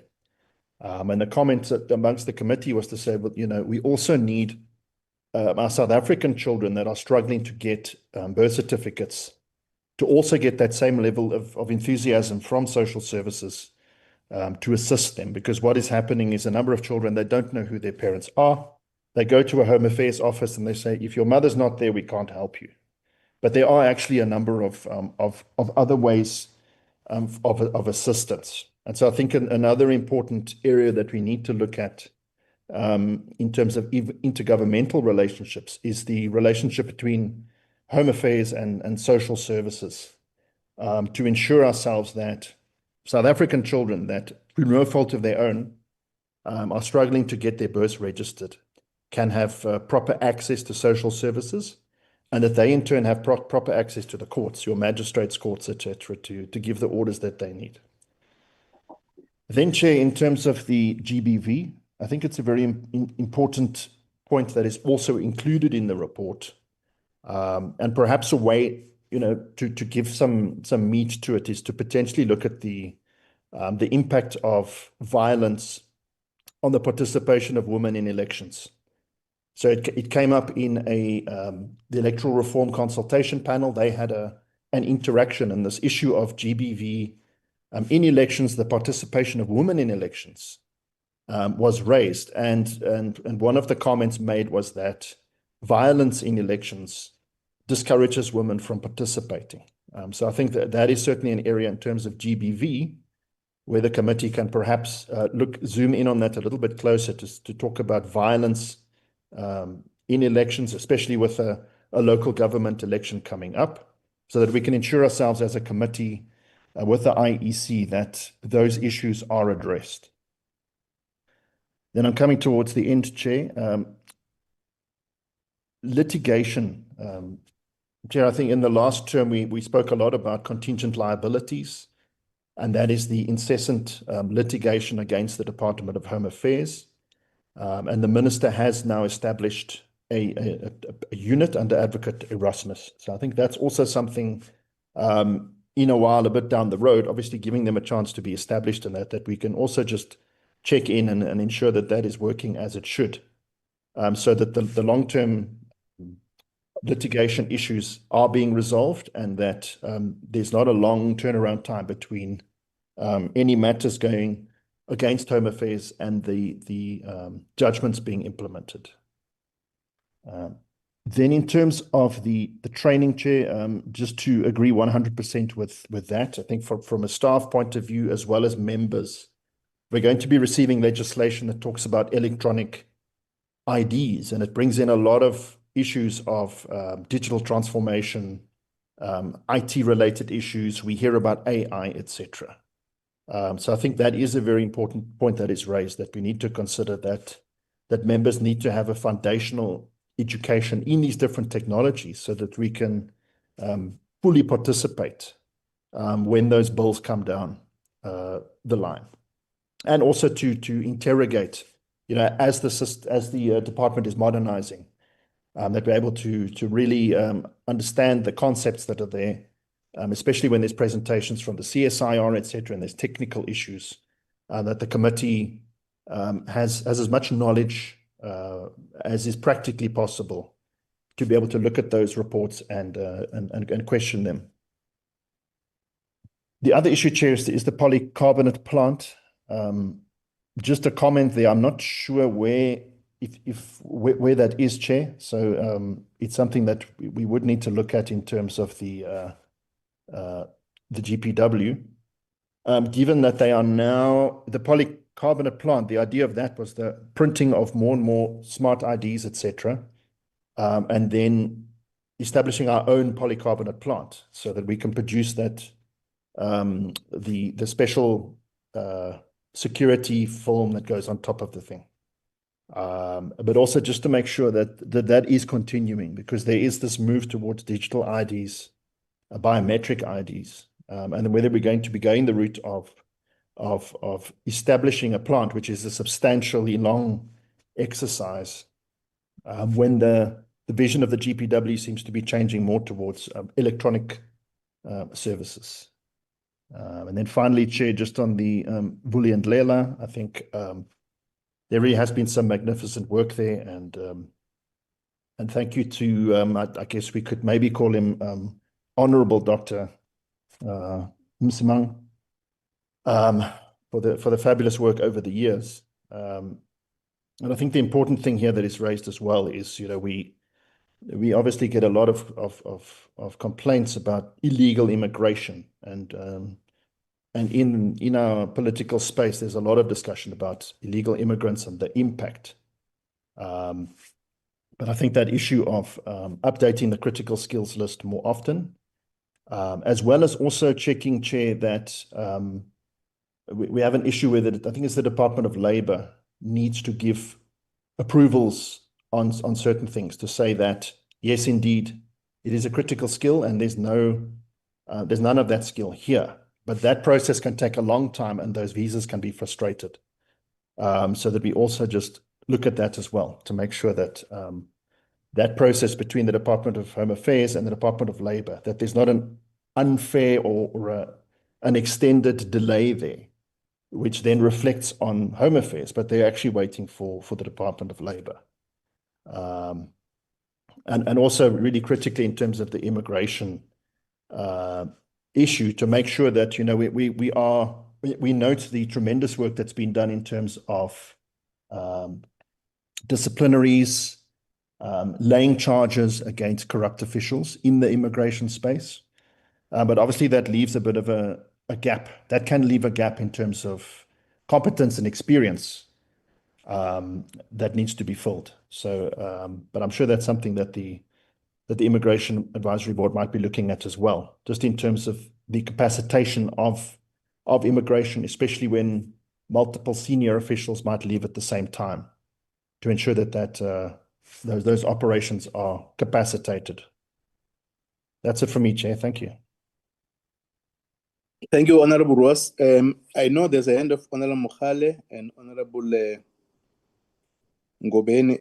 Mr. Msimang, do you want to respond now, or can I invite all other members to comment? At your discretion, Chair. I noticed that the last intervention is mostly a commentary. That's not necessarily which the IAB would support, but which is really not for comment by ourselves. But I'll deal with that. So, Chair, if you wish to invite other honourable members to raise issues, I'll wait for Okay. that. Well, thanks very much, Honorable Mohale and Honorable Ngobeni. All right, thank you very much, Honorable Chair, and greetings to all my colleagues, honorable members, and our guests who are here as well. Chair, I just have two issues that I would like to hear the comment from Ndate Mavuso. Firstly, with regards to the digital nomads, which is something that we have raised in the portfolio committee, and the impact that it's a negative impact that this particular thing seems to be having, particularly to in cities like Cape Town, where the rental property has gone up the roof, and property prices have also went extraordinarily very high because of the inflow of digital nomads from other countries coming to Cape Town to do whatever that they're doing. So I want to hear maybe from Tate Mavuso what his view is on this issue and the impact that it is having on cities like Cape Town. If it's something that, or how should we manage this particular issue? Is it something that is desirable, or something that we should, find ways to regulate it in such a way that it doesn't create the kind of problems that it's alleged to be creating there in Cape Town? Secondly, Chair, with regards to the influx of illegal immigrants into South Africa, first of all, Home Affairs does not even have an idea of the sheer number of illegal immigrants or undocumented people in South Africa. The Home Affairs does not have the number, neither does Stats SA. They can't conclusively say that this is the figure, but the estimates are into millions. That there's probably over 5 million or more of these undocumented or illegal immigrants into the country. And the minister a few days ago was celebrating that a year they have managed to deport 50,000 people. 50,000 people at a very exorbitant cost. Very exorbitant cost. So I want to hear from Tate Mavuso. Maybe he will assist us in these things. How should we deal with this particular issue? Because, first of all, we can't guarantee that the people that we are deporting, they will not come back into the country, given the state and the condition of the BMA currently as we speak, because of the gross underfunding of that particular agency. So there's no guarantee that these 50,000 people that we are deporting, they won't find their way back into the country. So it becomes a self-defeating exercise where we're spending millions of rands to remove people who entered into the country illegally. Money that we should be spending elsewhere to strengthen, particularly the deterrence measures in the form of the Border Management Agency. So I want to hear from Tate Mavusore. What is his view on this issue in particular? What approach must be taken by the department to deal with this issue of, the large influx of illegal immigrants into the country? And also, Chair, moving on to the presentation by Mr. Adam. Chair, I visited one of the Home Affairs offices recently. And what was very disturbing for me, Chair, was that immediately as I alighted from my vehicle, I was approached by these car guards and these people who seem to be roaming around the Home Affairs offices. I was approached that, no, we can assist you to jump the queue. So there's a problem, Chair, and it's very rife. It's not because I went to here in Centurion, at the Home Affairs here in Centurion, and we have received complaints of the same problem in Cape Town and other parts of the country as well. So that's something that I believe the committee must find a way of addressing with the department. There's no way that people are going to be made to pay to access services in a speedy way. So that's one thing that I wanted to raise. And secondly, Chair, with regards to the oversight, Chair, our recent public hearings, there were a number of issues that I believe we had all identified, particularly with regards to the scourge of this fake marriage problem in the country. Particularly as it impacts the young women, whether they consented or they did not consent to it, it's a different issue. But the point is somebody is taking advantage of them for the purpose of gaining legitimate documents or residence within the Republic. And I think, Chairperson, as the portfolio committee and part of our oversight responsibility, I think we should be able to identify the regions in the country with a high prevalence of this particular illegal or practice of fake marriages, and go there for oversight and engage with the affected individuals. So it's one thing that I think we should do as the portfolio committee, instead of this office-based oversight a visit that we normally conduct, where we just go to offices and sit with management. So that, I think, would be much more impactful.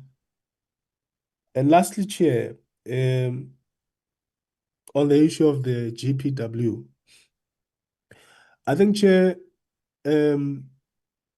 recently there was a move to, I think, by the Department of Transport, given the challenges around that driver's license printing machine. there was then a move to give GPW the to print the work of printing the driver's licenses cards. So, Chair, there is capacity within GPWP to do this particular work. Now, I think as part of our work in the committee, Chair, it should be because we believe in empowering or building state capacity so that government is the one that is able to deliver services instead of relying more on private sector. So I think we should be able to engage a chair with the Department of Transport in this regard to say, if GPW has the capacity to do this particular work, why should the Department of Transport continuously put this thing up for tender, which is always, embroiled in issues of corruption and what have you? So I think it's something that we should pursue, Chair, this particular year in our engagement with the other departments. GPW must be given the right or the privilege to print not just passports and our ID documents, but even the driver's license cards. So I think that's something that we should strongly pursue as the committee. Thank you very much, Chair. Thank you very much, Honorable Mokhale. Honorable Ngoben.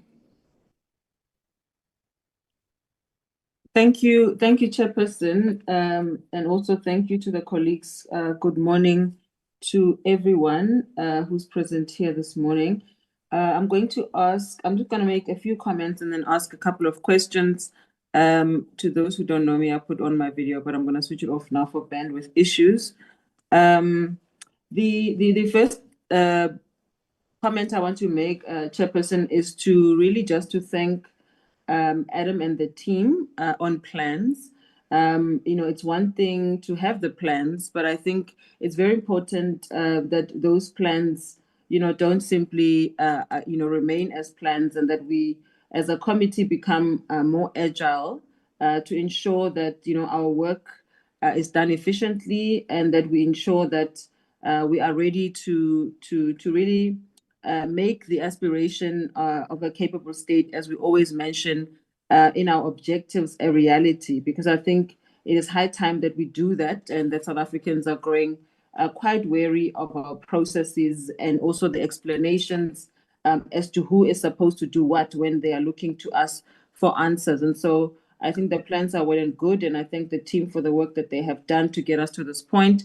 I think that it is very important for us to ensure that some of the processing of bills that are outstanding from previous times really need to be expedited, so that we don't waste any more time, and that they don't overlap into other administrations as well. And so we will do well as this committee to process those expeditiously.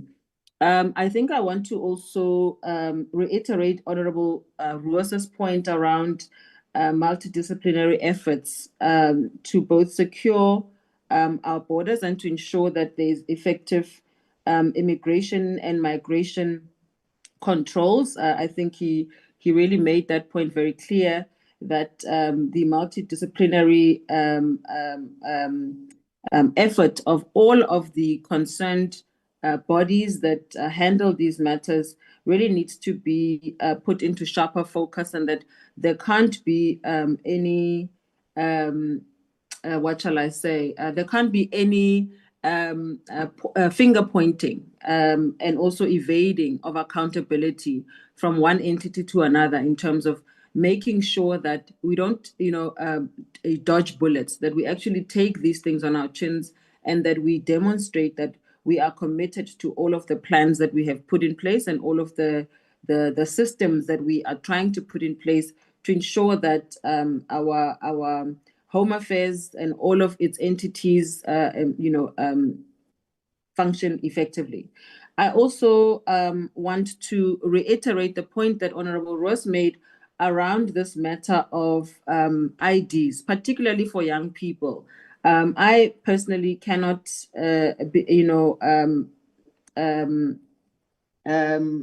say enough around the inundation of requests, of queries, of particularly young people who just don't have access to IDs. And as he mentioned, some of them have passed on, some of them have got South African parents, but also foreign parents.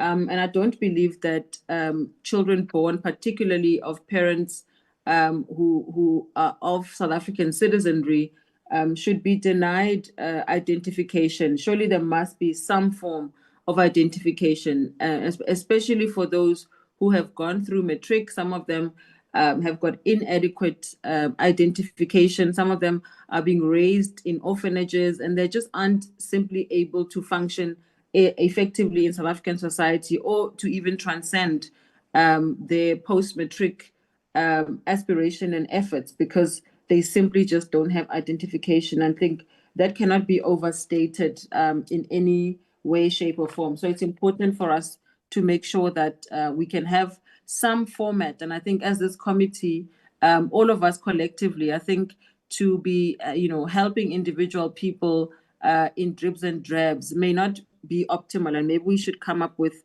a process through which we can assist, some sort of SOP that we can assist in bulk all of the queries that we all receive in our individual capacities. Let me come to Mr. Mavuso's presentation, and thank you so much, Mr. Mavuso, for your presentation and also for your availability for this particular process. Mine are, clarity-seeking questions on, I think, maybe just about 3 points. The first one is on the point that you made around implementation and alignment. I just want to get more clarity around how the Immigration Advisory Board intends to overcome this silo mentality. I think we mentioned it, and even Honorable Ross mentioned it, around multidisciplinary effort, where government and how you're going to guarantee that the advice of the IAB on immigration reform isn't just noted, that it's actually embedded into the DHA and the BMA's operations. I think that's my first question. The second one is on the modernization of visas and its impact on our economy. And so we spoke about Operation Vulindlela, which has already exposed the dysfunction of our visa system. Can, in your view, the department confirm when South Africans would begin to see measurable improvements and faster processing times, transparent standards, and real attraction of critical skills instead of the endless reviews and roadmaps? I think all of us are quite fatigued around different planning, as I mentioned before, and all of these reviews that I also mentioned before, and planning. So I just want to get a sense as to when South Africans can actually see these measurable improvements. And then the third one is on accountability and oversight. I just want to get a sense in terms of the board's mechanisms, whether they exist, that will ensure that the Ministry of Home Affairs can't just simply ignore or shelve your recommendations as the IAB, particularly on overstays, compliance, and the anti-corruption safeguards. And then I guess just finally, I do want to maybe indulge or ask for indulgence from Ntate Mavuso on the issue that was mentioned, and I think we've all mentioned it multiple times. And I think, they say that if you begin to feel nauseous about an issue, it means that it's beginning to sink in. And Honorable Mukhale stressed this particular issue, and I think all of us will stress it, given that the contemporary developments and realities of South African society right now, given that you've seen all of the tensions, and we can't ignore them, and and just simply, give academic responses around the tensions that are rising between South African citizens as well as those who are in the country, whether they're undocumented or documented, because the two polar opposites sometimes overlap, and because people are angry, that just seems to go away, and there doesn't seem to be effective management of that process, as opposed to the sheer enforcement of what is. I mean, laws can be there, and we all want the laws to be respected and the rule of law to prevail, but you also have to take into account contemporary realities. And so I just want to get a sense from Dade Mavuso, given his own expertise, what his views are on this particular policy question of migration into South Africa, but also the issue of illegal migrants in the country and undocumented persons in the country. How should South Africa, ethically and practically be addressing the plight of illegal migrants in particular, while safeguarding the rights of citizens, the security and livelihoods of our own citizens? Because it's seemingly that, this is a fire that can no longer be ignored. And we really need to have an approach that is citizen-centric, that isn't ignoring what citizens are feeling and the entrapment that citizens are feeling. Because those of us who may not exist in sort of the informal economy and in the informal spaces of living in our society, which most of them are actually really just squatter camps. We may not feel the pinch. Those of us who use private services also may not feel the pinch, and mostly it's those of us who are policymakers, legislators, as well as managers and high-ranking officials in different echelons of society. And so we may not, be feeling it as ordinary citizens are feeling it. I just want to get his, almost his philosophical view on this matter, because it really can't be ignored any further. You've seen the efforts of Operation Dudula, for example, and people trying to burn schools now because they are accepting children of undocumented migrants, irrespective of the fact that the law says that is permissible. And you've seen the barring of people to access healthcare, given that folks are feeling that this issue of our medicines being accessed freely, but being sold elsewhere when people have crossed the border. You have seen some of the interceptions at several border posts in this particular regard. I just want to get a sense as to what his views are on this matter, because I don't think that at this level of policy making, but also as a committee, that we can just leave it to politicking and various political parties' stances on this matter. I just want to get a very clear, dispassionate response from Ntate Msimang, if I may ask for that indulgence. I think I will leave it there for right now, Chairperson. Thank you very much. Thank you, colleagues. Thank you very much, Honorable Ngobeni. Honorable Matapo. Thank you very much, Chair. Let me also take this opportunity to greet our colleagues and also take this opportunity to thank Adams and Eddie and the team for all the support and the work they've done thus far. Let me also welcome Mr. Masinga's presentation, Chair. I just have a few questions around unemployment and the skill gaps. As we all know that South African faces one of the highest unemployment rates globally, particularly amongst young people. How does the department reconcile the continued importance of foreign skills with the reality of so many unemployed South Africans who could be upskilled or trained for these opportunities? Second to that, has the department conducted a skills audit to identify where local gaps truly exist before issuing work visas? And if so, how often is this audit updated to reflect real labor market conditions? What strategies are in place to ensure that business first prioritize training and employment of South Africans before looking abroad? Also, with the skills and educational alignment, the report recommends regular updates to critical skills list. Can you confirm whether this is now happening annually?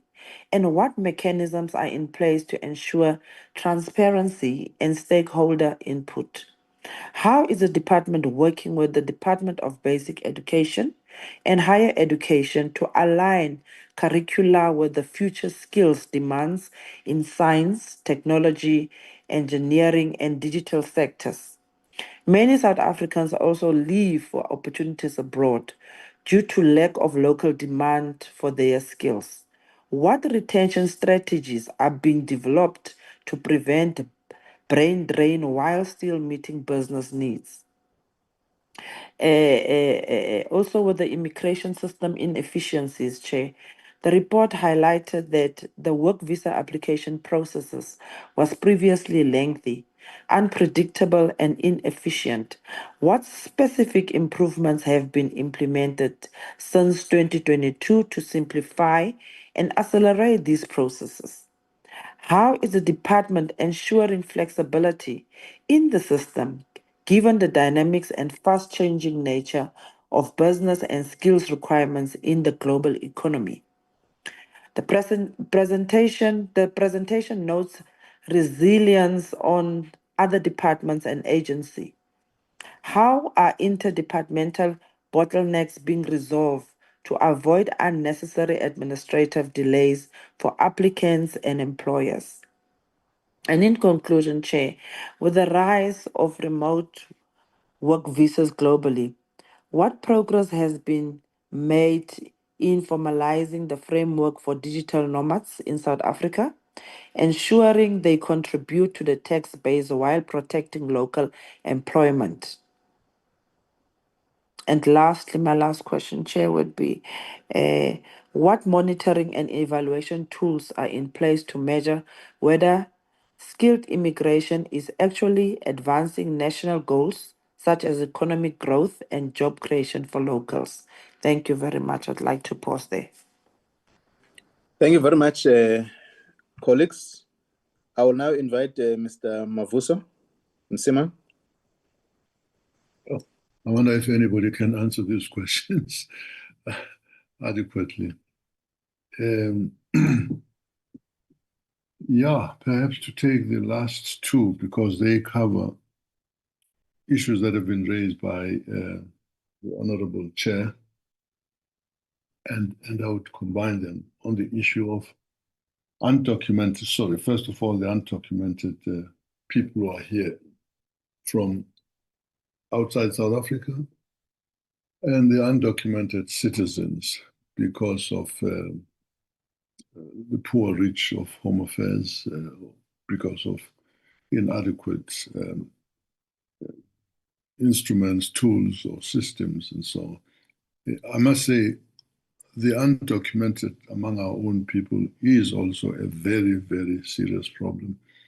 The Honorable Chair did indicate that the importance of Home Affairs is that they're able to take a record of the citizens, the population of this country, and that would only be based on an accurate record of how many people are born, and eventually how many die, how many at age 5 exist who are ready to go to schools, and what the health department needs to cater for the sick. It's the Home Affairs, really, you couldn't get a more central institution than Home Affairs in terms of serving these very essential needs of the nation. So, undocumented migrants, that's the technical term, but we're talking about people who are here illegally.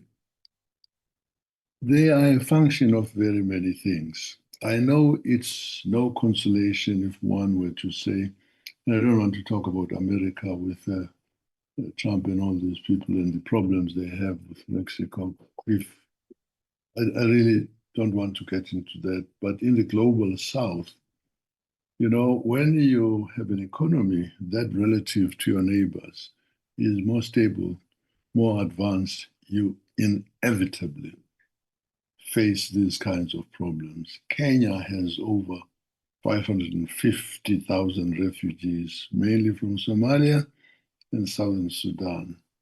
Uganda, I think, hosts over 1 million, 1.4, I read somewhere, refugees, primarily from also South Sudan and the Democratic Republic of Congo.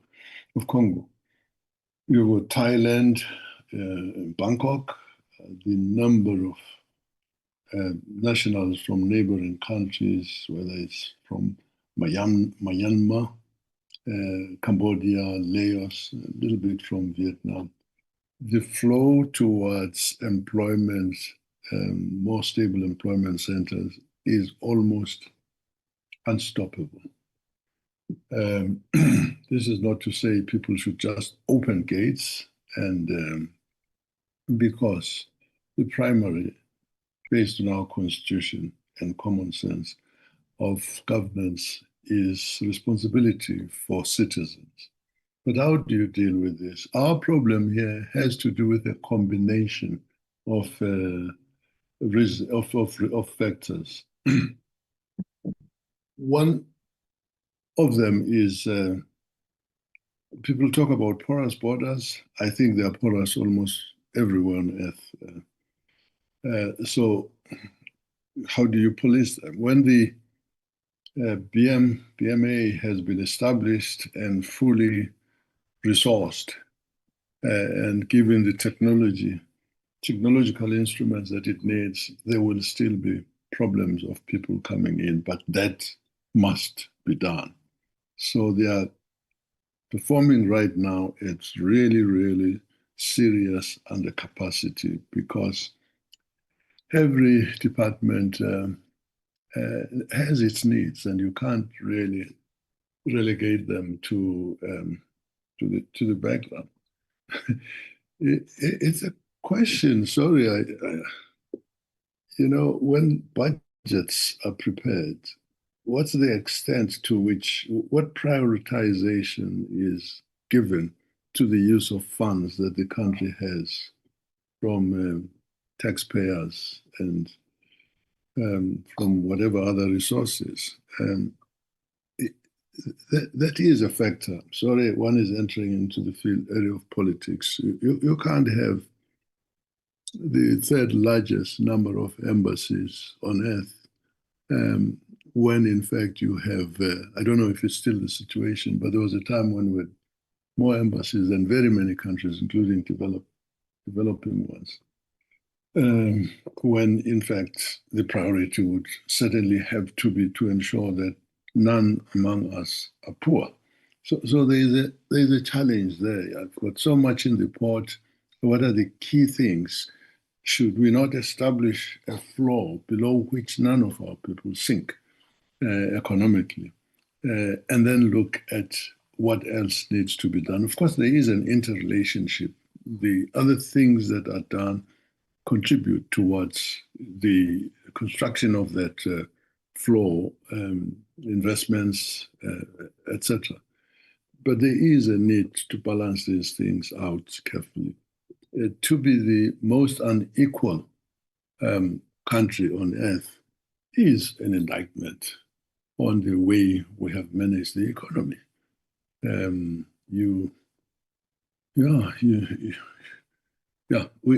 What else does one say? Do we collect enough money from those who are making heaps and heaps, oodles of income and resources, revenue from the people, or how do we manage that? That will need to be addressed, perhaps not by this committee alone, but by government across the board. There is a need to deal with that. And of course, in the meantime, we should be looking at issues of corruption. It's really been very bad, I have to say. Corruption in the institutions like Home Affairs, much as efforts are being made, you find that so many loopholes are created because the people in the system are corrupt. So it's good to see that one gets rid of them and of those who are caught, and an effort is made to establish integrity in what we do. But it goes beyond Home Affairs, the police. A person from Zimbabwe who travels out of Gauteng to the Limpopo River, a person who wants to get to Zimbabwe needs maybe 700 rand from some experience, unofficial investigations we've made. The first 100 rand will be paid to the first group of traffic cops who want to find out. I'm talking about business people, why they're carrying these goods and what to. And then there is another one, and so on. So the problem continues. How do you get people who have no identity documents getting houses? And how do we have so many people on the floors, in our cities, on the pavements, sitting there? You can't wait for Home Affairs to remove them. Somebody has a responsibility to make sure that they are not there. It's complex. I do think it's solvable. Make no mistake about it.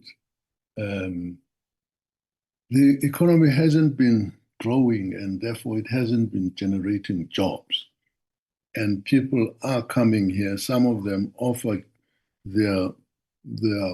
themselves for incomes that maybe normally South Africans would not accept. So that's part of the complaint. So there is an exploitation of that kind of labor because it's not unionized and all of that. But we also have a situation in which, if one were to pose the question very honestly, if this unemployment rate that we have at 33%, how much would the needle move downwards if you removed all illegally employed people from other countries? So you do have, we may not like these researchers. In fact, they need to be challenged in case they are biased and partial. Some research by institutions that we respect would show that the presence of small business people from outside the country creates 2 jobs for South Africans. This must be checked and whether it's true or not. So yes, when you see people in restaurants and all these places speaking languages that you don't understand, it's very grating. It's very difficult. And I say, if you were to remove all of them, would you really see a significant reduction in our unemployment rates? Would it come down from 33 to 25? I want to bet you that wouldn't happen. So the challenge is to develop strategies that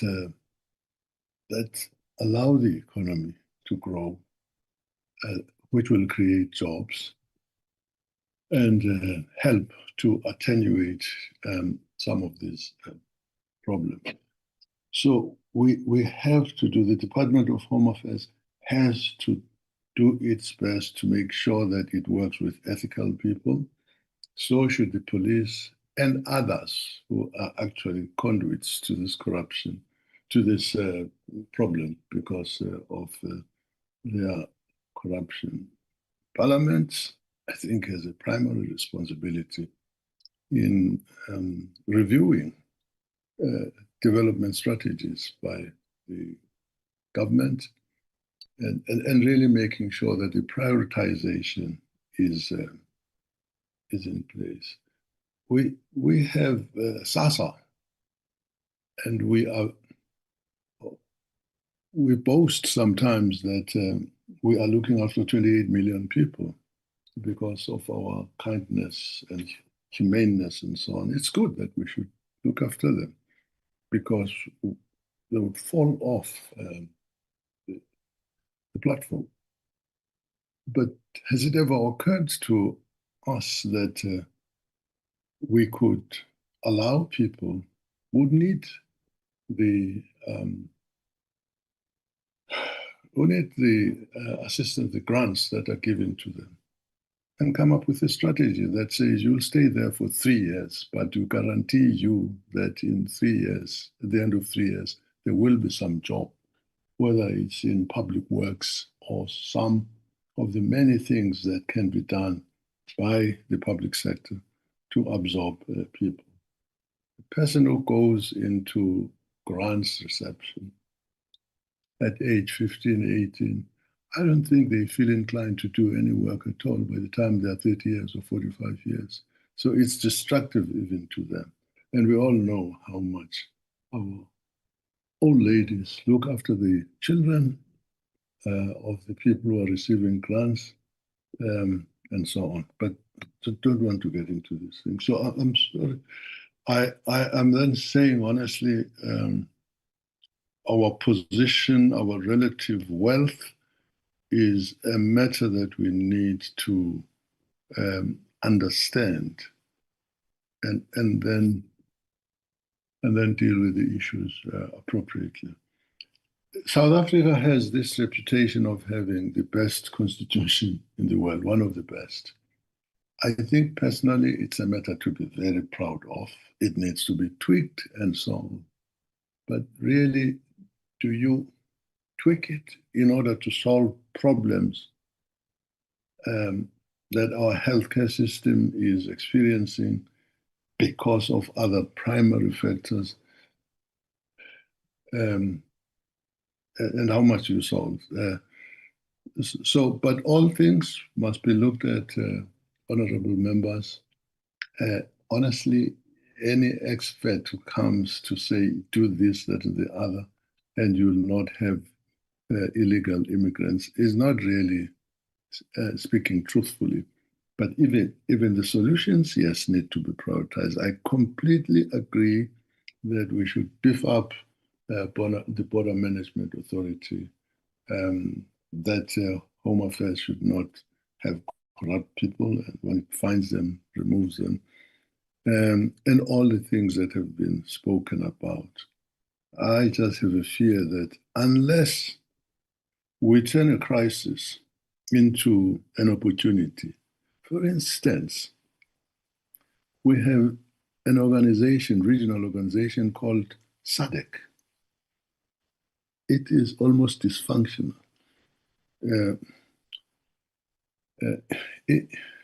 Other regional things like the EU, you have not money, just money flowing across borders, but you have resources too. You have all of that. I'm saying if we had a fully functioning SADC, and we have the power to do that, we do. You can't force countries, but we are the regional power here by virtue of our strategic positioning with the seashore there, with the communications infrastructure that's better than any other, with the road infrastructure, whatever the potholes that is better than others. These things, fixing these things requires a serious application in terms of employing our people, but also attracting people who can do that. SADC, I'm not preaching, I'm really saying, with a country like DRC, which has got the Inga Dam, which is the biggest dam on earth, which would generate hydroelectric power that is sufficient to meet the needs of all sub-Saharan Africa. That is just the case. What can we say to the DRC leadership and guarantee them monies, $2 billion monies, to allow SADC to tap into that for the benefit of the countries in the region? Zambia is the most well-watered country in the area, one of them.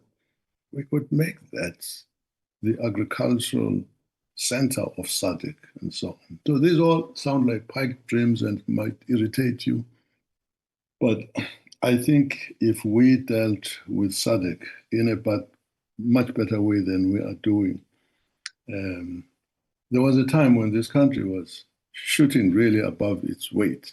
When it was in the Security Council, Africa knew that South Africa is there, its seat is representative of the continent. I'm not sure now. You see people coming back from postings either on holiday from African areas, West Africa and so on. Don't even get to DECO to debrief and so on. There are things that we need to fix. I am really sorry I didn't want to get into this thing, but if there's better advice, I think it should be given to the honorable members. But really, in conclusion, yes, we should support, provide this IAB oversight, make sure that the department does the right things, make sure that the white paper is really reflective of the SADC reality, which is a potential asset to the region. We are lagging behind in Africa, behind all continents, because we do need as African people to really take our problems seriously. I don't mean to be disrespectful. I don't have much more to say than these views.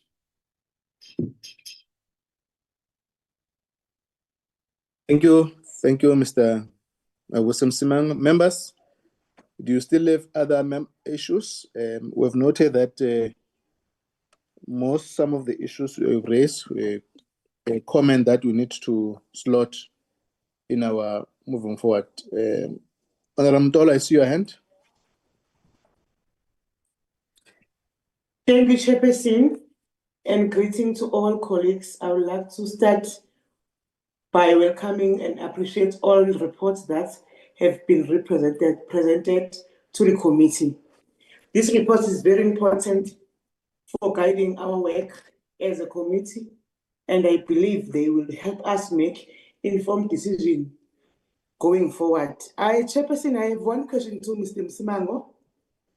Can you advise whether there is any effort to encourage the Minister of Home Affairs to engage in diplomatic discussions with his counterparts from neighboring countries in order to address these ongoing challenges of illegal migration and the proper documentation of foreigner nationals? I thank you, Chair. Thank you. Oh, sorry. Sorry, Mr. Mavuso? Yes. I don't know. We'll need to check how much of that he does, if anything at all. But of course, SADC issues are above Home Affairs. They are cabinet decisions. If he made recommendations based on his sectoral experience on this thing, which he needs to do, perhaps cabinet would start tackling these things seriously. But our own policies, again, it may be a little provocative. You know, we had the inauguration of the president of Zimbabwe. Was it a year, 2 years ago? Attended by two presidents only, ours and one from Mozambique. And there were people in Zimbabwe who were saying, oh, we're not being very well treated. So I'm sure you'll say you don't want to interfere in the internal affairs of other countries, even if those internal affairs affect your own situation. But somebody said, well, we will be going back with Comrade Cyril Ramaphosa to South Africa, Zimbabweans, because he's congratulating somebody who is making our economy unworkable. That view, which is not nice, but it's there. But ma'am, you're asking a good question. I think it should be, if he appreciates the SADC option, the need to collaborate, I think he could make suggestions. But I would really want to see them come more from the rest of government, other departments, DTIC. Yeah, I think those are the more appropriate departments to raise these issues.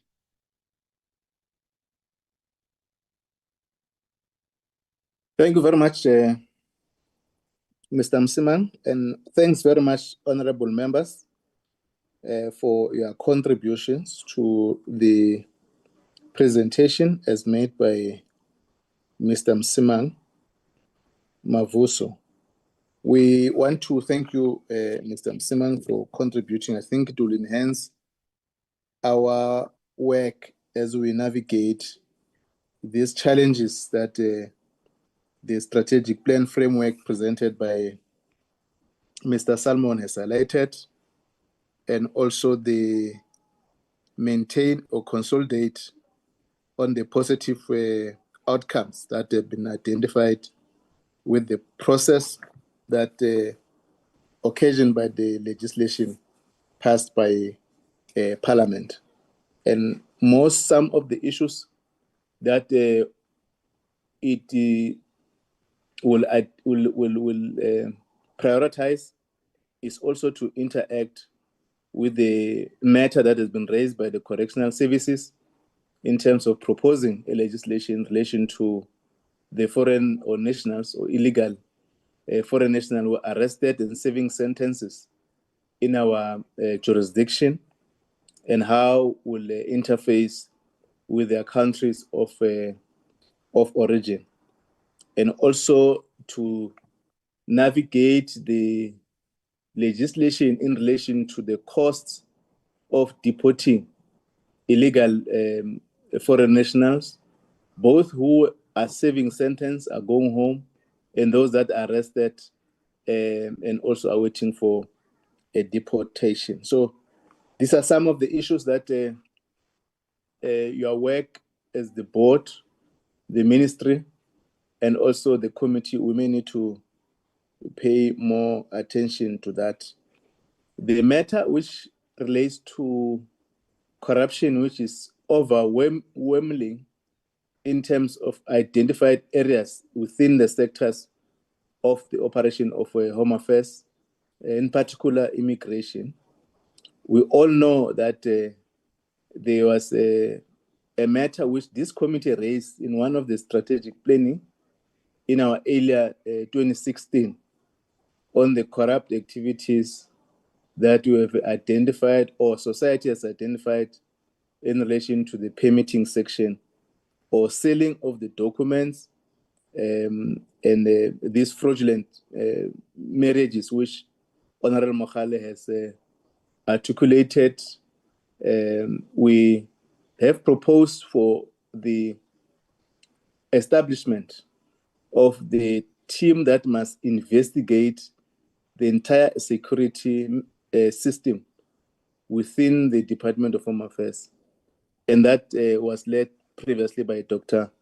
Lubisi, which has culminated into the appointment of the multidisciplinary team to curb these corrupt activities. I think we must also acknowledge that we are seeing these elements being exposed both domestic and outside our country, which is facilitated by highly armed or sophisticated syndicates that continuously to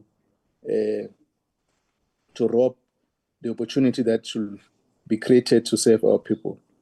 And the Vulindlela program also consolidate that resolve in relation to mitigative factors to respond to these corrupt activities. I think these are some of the monitoring areas that you have raised. The last which I think we concur is the legislative mechanism to initiate in order to strengthen the capacity within the immigration sector within the Department of Home Affairs. Mr. Mavuso, I want to thank you, and we'll also invite, we know that you requested to leave early with the minutes that are still remaining to stay course with us when we engage on the second presentation. You will highlight at the time you want to be recused from this meeting. Thanks very much, Mr. Mavuso. Do you have a parting shot? If we can invite you. No, I want to thank you, Chair, and to thank the honorable members. In the end, you know, one's talking now at a very high level. You are looking for immediate solutions, and I think the steps that are being taken by the department ought to be supported to curb corruption. The issue of investigating, you know, Chair, you talked about people who, or the government paying a lot of money to deport people. I would personally think we should think twice before we carry out such actions. I don't think the government is refugees supplying or immigrants supplying countries who will accept to share the payment of the deportation of people to their countries. I think it can be tried, but we must make sure that when they have left South Africa, they do not come back, because believe you me, they are at Landela most of the time, close to Christmas time, and they are back in Zimbabwe, talking about the Zimbabweans, and then they are back in South Africa to do the work because it's easy to come in. So those issues need attention. Thank you, Chair.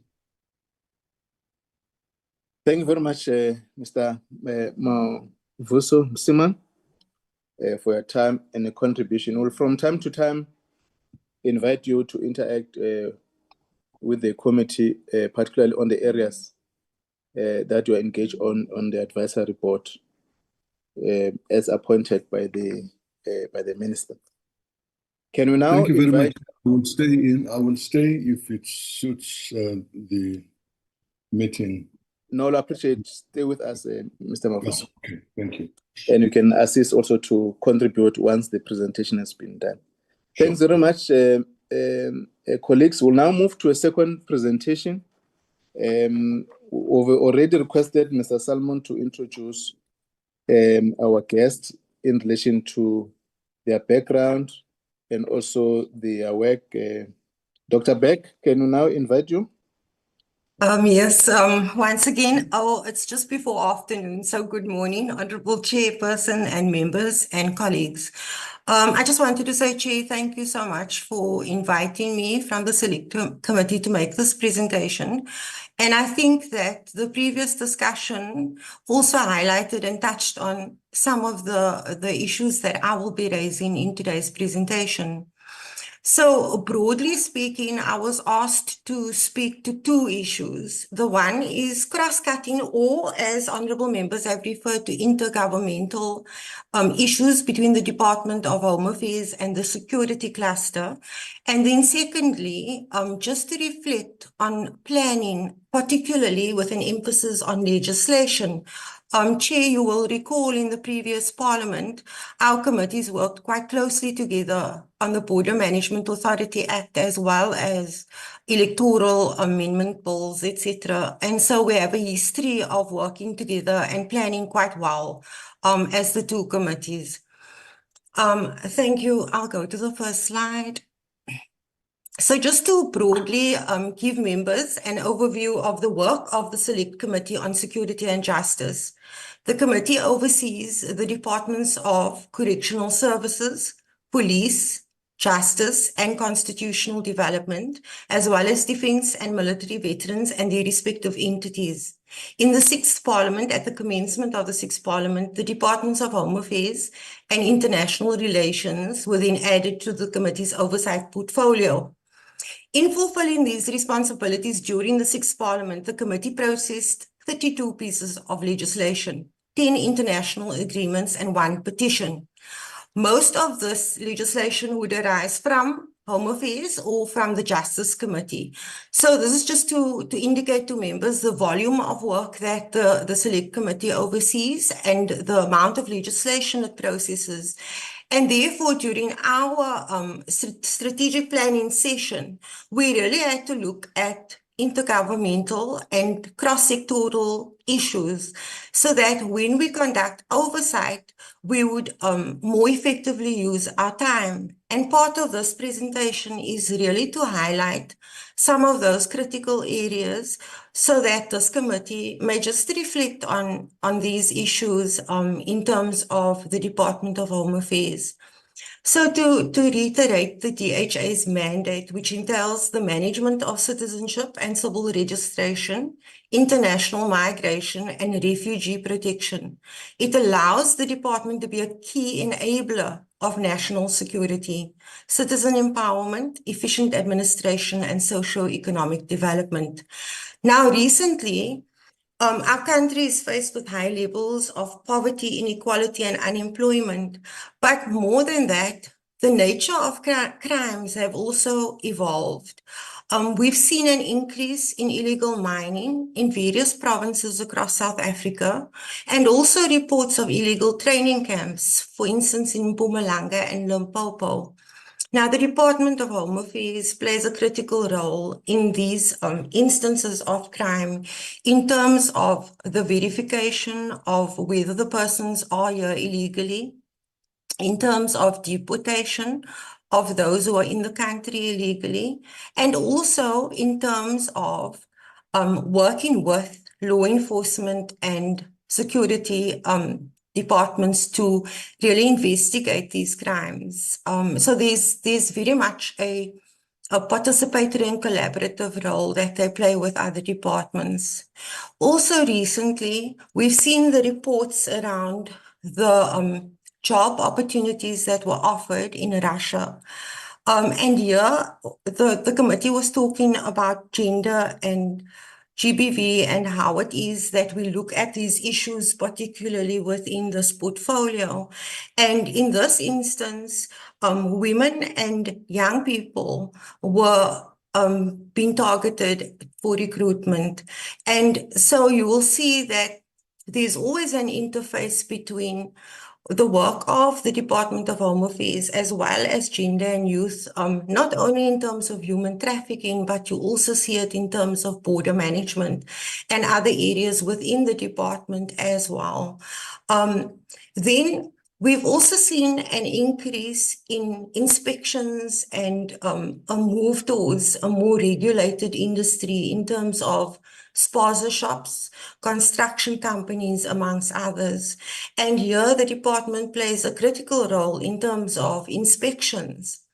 And as has been alluded to earlier, we have the issue around porous borders, border control, and illegal migration of persons and goods.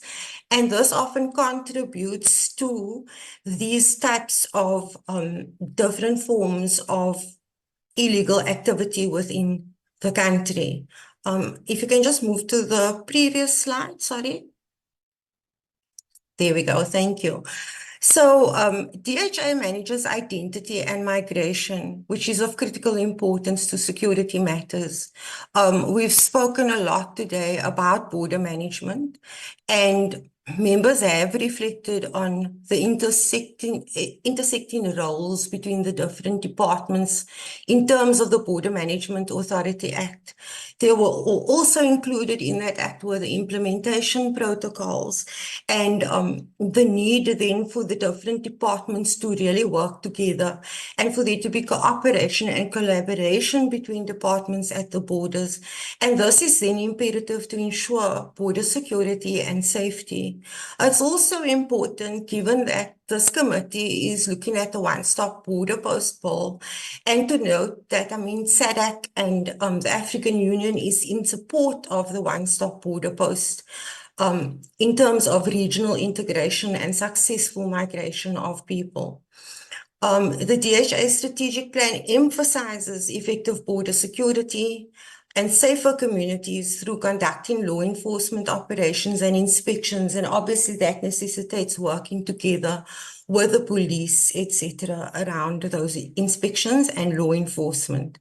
The Select Committee, during its strategic planning, placed particular emphasis with the Department of Home Affairs on inspections at spaza shops, restaurants, farms, and big construction companies. As you will recall, there was the incident in George with the building, and there were issues around illegal migrants around that building as well. So this is an important area to oversee and to a space to ensure that we move towards possible regulation of these industries. Further issues related to the strategic plan emphasizes deportations of illegal immigrants, which I think this committee has discussed quite broadly in the prior presentations, and then capacitating the JCPS cluster departments to effectively combat crime and corruption by means of technological advancements. We've mentioned in this morning's interaction the use of drones and biometrics now, and the introduction of more technological advancements at the border post. But I think the committee has also spoken quite a lot about issues related to funding, etc., that needs to be looked at. Moving on, the DHA also plays a critical role in enabling regional development by working with SADC countries through DIRCO to establish efficient, secure, and managed migration. So DIRCO would see to the consular services, whereas the Department of Home Affairs would ensure that the documentation is in order. But I think a more critical area is where they work together would be around border management. So that is really the crux of where the two kind of intersect a lot as well.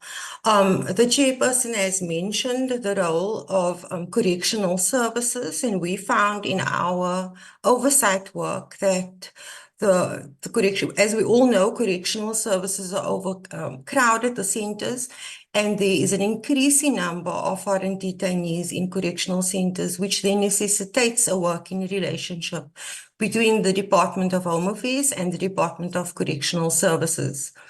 The committee also briefly touched on corruption and law enforcement, and we would see that the department is trying to address corruption by working with DPCI, the Hawks, and the SIU to address corruption within the department, and is making some advancements in that regard.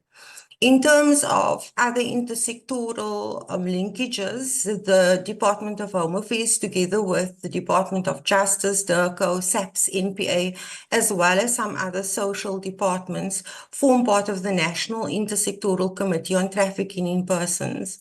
So these, the discussion here, it really just looks at I think the Department of Home Affairs plays a critical role in terms of balancing the interplay between protecting and securing our borders and securing, and on the one hand, deporting immigrants, but then on the other hand, also having to ensure that the human rights of those who are found in our countries are also protected. So that intersection and that intersectoral relationship between the Department of Home Affairs, it goes towards other departments, but also in terms of its internal operations. A suggestion that I'm making is that consideration could be given to cooperation between the two committees in terms of joint planning by both committees for oversight activities on cross-cutting issues in the JCPS cluster. I think that this definitely has come up in this morning's discussion in terms of intergovernmental operations, and so the two committees could very effectively look at joint oversight activities, which we have done in the past, particularly around the implementation of the Border Management Authority Act. Thank you. I'm now going to move on to the planning aspect that I was asked to present on, and this really arises from our legacy report. in the 6th Parliament, where our report noted that the processes in the National Assembly should be more cognizant of the fact that the Select Committee requires sufficient time to process legislation, particularly when a bill has a constitutional court deadline.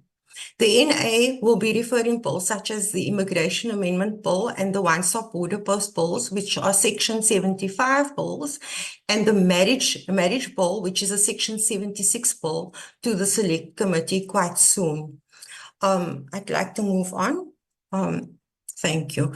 So I just thought it would be important to reflect on public participation specifically, and the Lamosa judgment, which was a constitutional court judgment decided on in 2016, because this is really critical in terms of public participation in select committees. So the court found that on whether Parliament has met the obligation of facilitating public participation, the Constitution demands that the public must be afforded a meaningful chance of participating in the legislative process. In that judgment, they refer to New Clicks, and Sachs J wrote, "What matters is that at the end of the day, a reasonable opportunity is offered to members of the public and all interested parties to know about the issues, as well as to have an adequate say on the issues. The standard to be applied, therefore, is one of reasonableness. The reasonableness of Parliament's conduct depends on the peculiar circumstances and facts at issue." So we have to look at the content of the bill, the nature of the issues, and how it will impact members of the public in the processing of the bill, and how public participation is then undertaken on a particular bill. Can move on. Thanks. So in terms of processing Section 75 bills, they're usually quite straightforward, depending on whether or not there's a constitutional court deadline. So in the event that the bill has a constitutional court deadline, it is desirable that this be factored in for the processing of the bill in the NCOP by the NA committee at its planning phase. Depending on the complexity of the bill, public participation processes and the constituency periods, which sometimes are slightly different between the NA and the NCOP. A minimum of 2 months is recommended, and a maximum of 3 months should be considered to allow the Select Committee sufficient time to process a Section 75 bill. Thank you. Moving on to Section 76 bills, instead of going through the section in the Constitution and the rules, I thought that it might be useful to demonstrate how the Select Committee dealt with the Traditional Courts Bill, particularly given that the Traditional Courts Bill was a bill which was of importance and which elicited a lot of public interest at the time that we processed it. So the committee received its first briefing on the bill on the 9th of October 2019. The permanent delegates briefed the provinces on the legislation between October and November 2019. Then on the 5th of November 2019, the chairperson of the council granted the Select Committee's request for an extension of the 6-week cycle in terms of the NCOP Rule 240 subsection 3 to allow for sufficient time for provinces to conduct their public hearings. The extension was then granted until the 24th of January 2020. On the 31st of January 2020, the chairperson of the council granted a further extension at the request of the Gauteng province. This extension granted was until the 19th of February 2020. So the provincial legislatures then conducted the public participation process between November 2019 and February 2020. Taking into account that obviously from December to January, we're basically on constituency period, and that the legislatures also have their own constituency periods.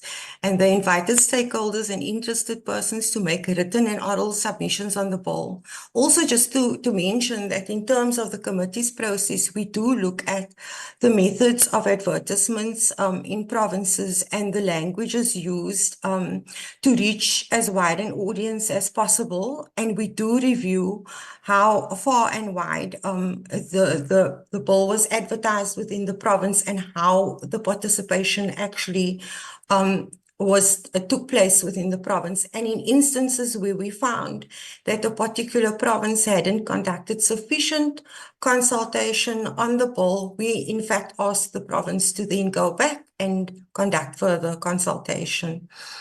On the 21st of October, then in 2020, the committee held a negotiating mandate meeting with the permanent delegates, presenting their province's position on the bill, as well as receiving a briefing from the Department of Justice and Constitutional Development.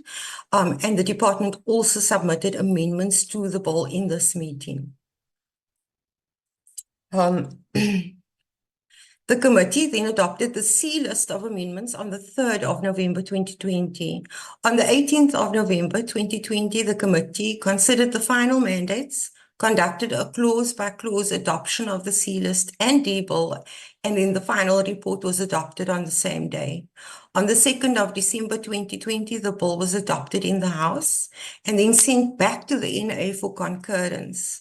The NA then either accepts or rejects the amendments made to the bill. In this case, in terms of the traditional courts bill, the NA committee duly considered the amendments made by our committee and eventually accepted the amendments to the bill. But this is also part of the process that should be considered by this committee in terms of the referral of the bill and the process within the select committee. Then in conclusion, so given the complexity and the public interest in the traditional courts bill, the select committee utilized a period of just over a year from October 2019 to November 2020. It is therefore desirable that the Portfolio Committee on Home Affairs considers the time periods required for the Select Committee to process a bill at the planning phase of the relevant Section 75 or Section 76 bill. The nature of the bill, public interest in the bill, and whether or not there's a constitutional deadline should be duly considered. And this is particularly so, I think, given that the marriages bill will also be referred to our committee shortly, and that is a Section 76 bill. Thank you, Chairperson. This brings me to the end of my presentation, and thank you for listening. Thank you very much, Dr. Berg, for the presentation. Members, can we now interact with the presentation?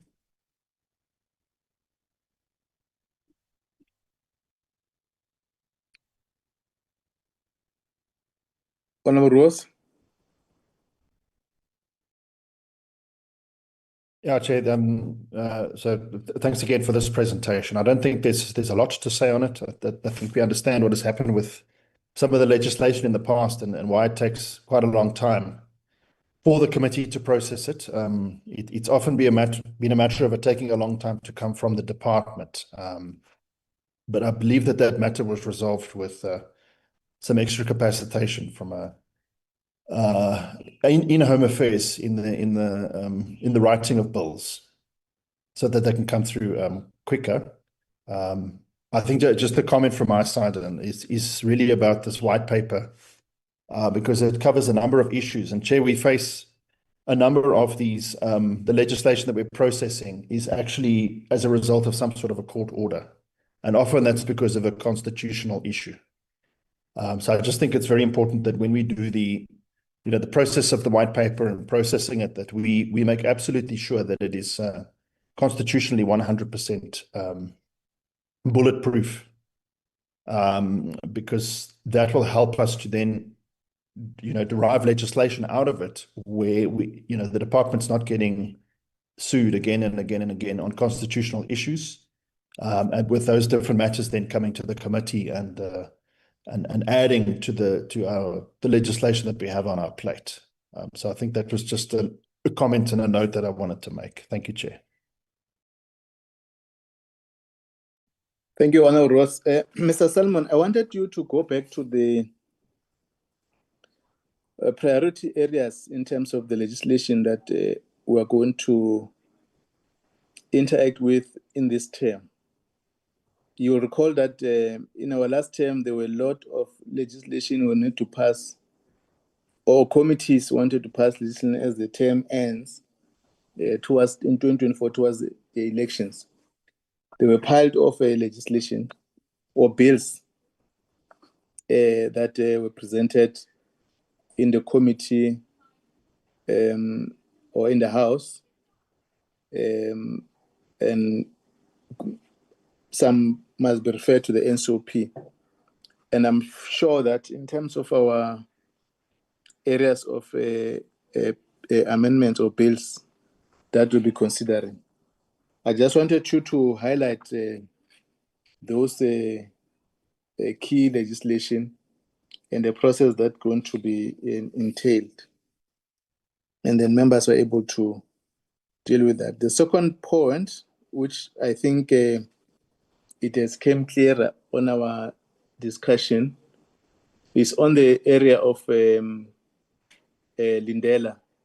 You recall that we conducted an oversight at Lindela, and there's an attitude towards the environment there at Lindela, and we have not received an update towards that. So we went to an area where people are sleeping there, and there were issues that they were raising in terms of its planning, and also in terms of this cost implications for running the entire system.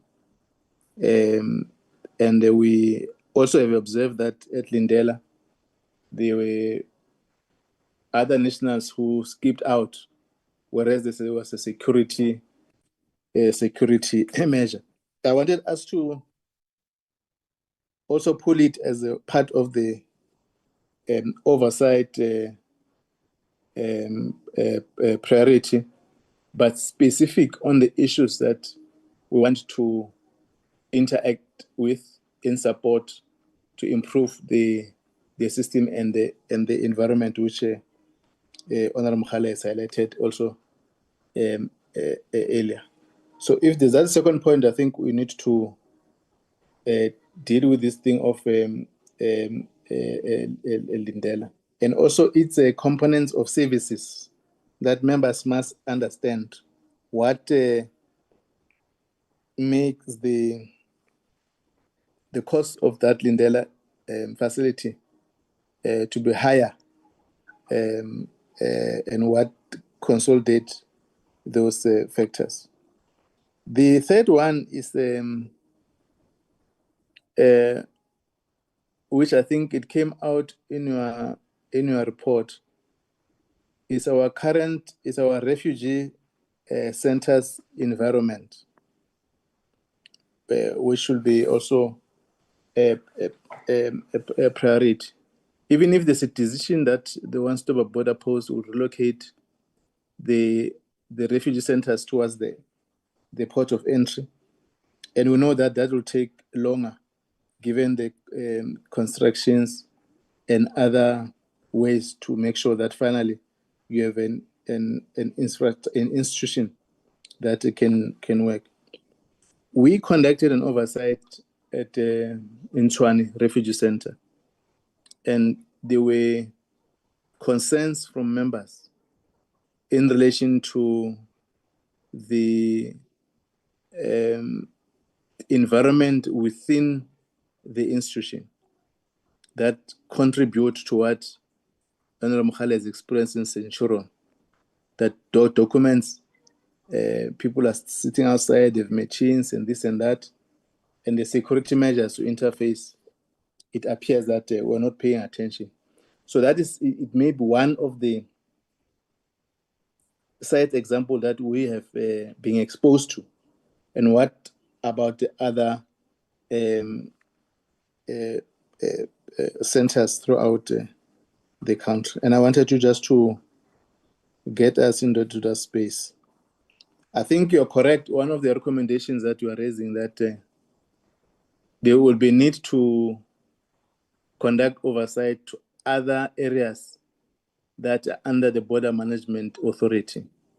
We've conducted the borders, Libombo, and Beitbridge, and also on the other parts of next to Mbozini, the land port. So we may need to, one of the priorities, to conduct an oversight in those other areas which we have not conducted oversight, but also the analysis within which constitute facilitation of that environment. So I wanted you to do that, to highlight that, and also the presentation of the Dr. Berg in relation to the public hearing, and also the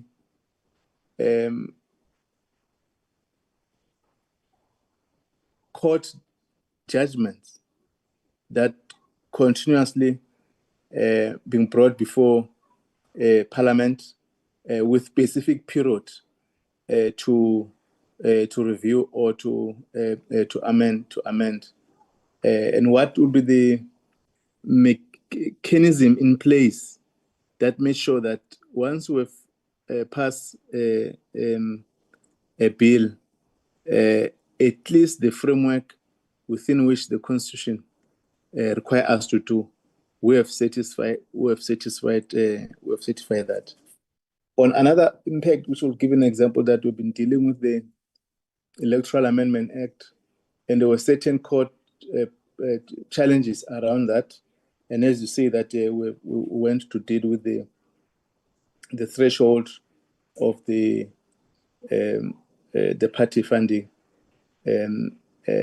What does it mean when you have a strong legal team of Parliament, and also that should assist to avoid certain, sometimes not avoidable, but at least you could cap without exposing much weaknesses on the process that we're dealing with. So, Mr. Adams, those are some of the issues that I wanted you to highlight, so that we also work towards priority areas. Members, is there any other matter?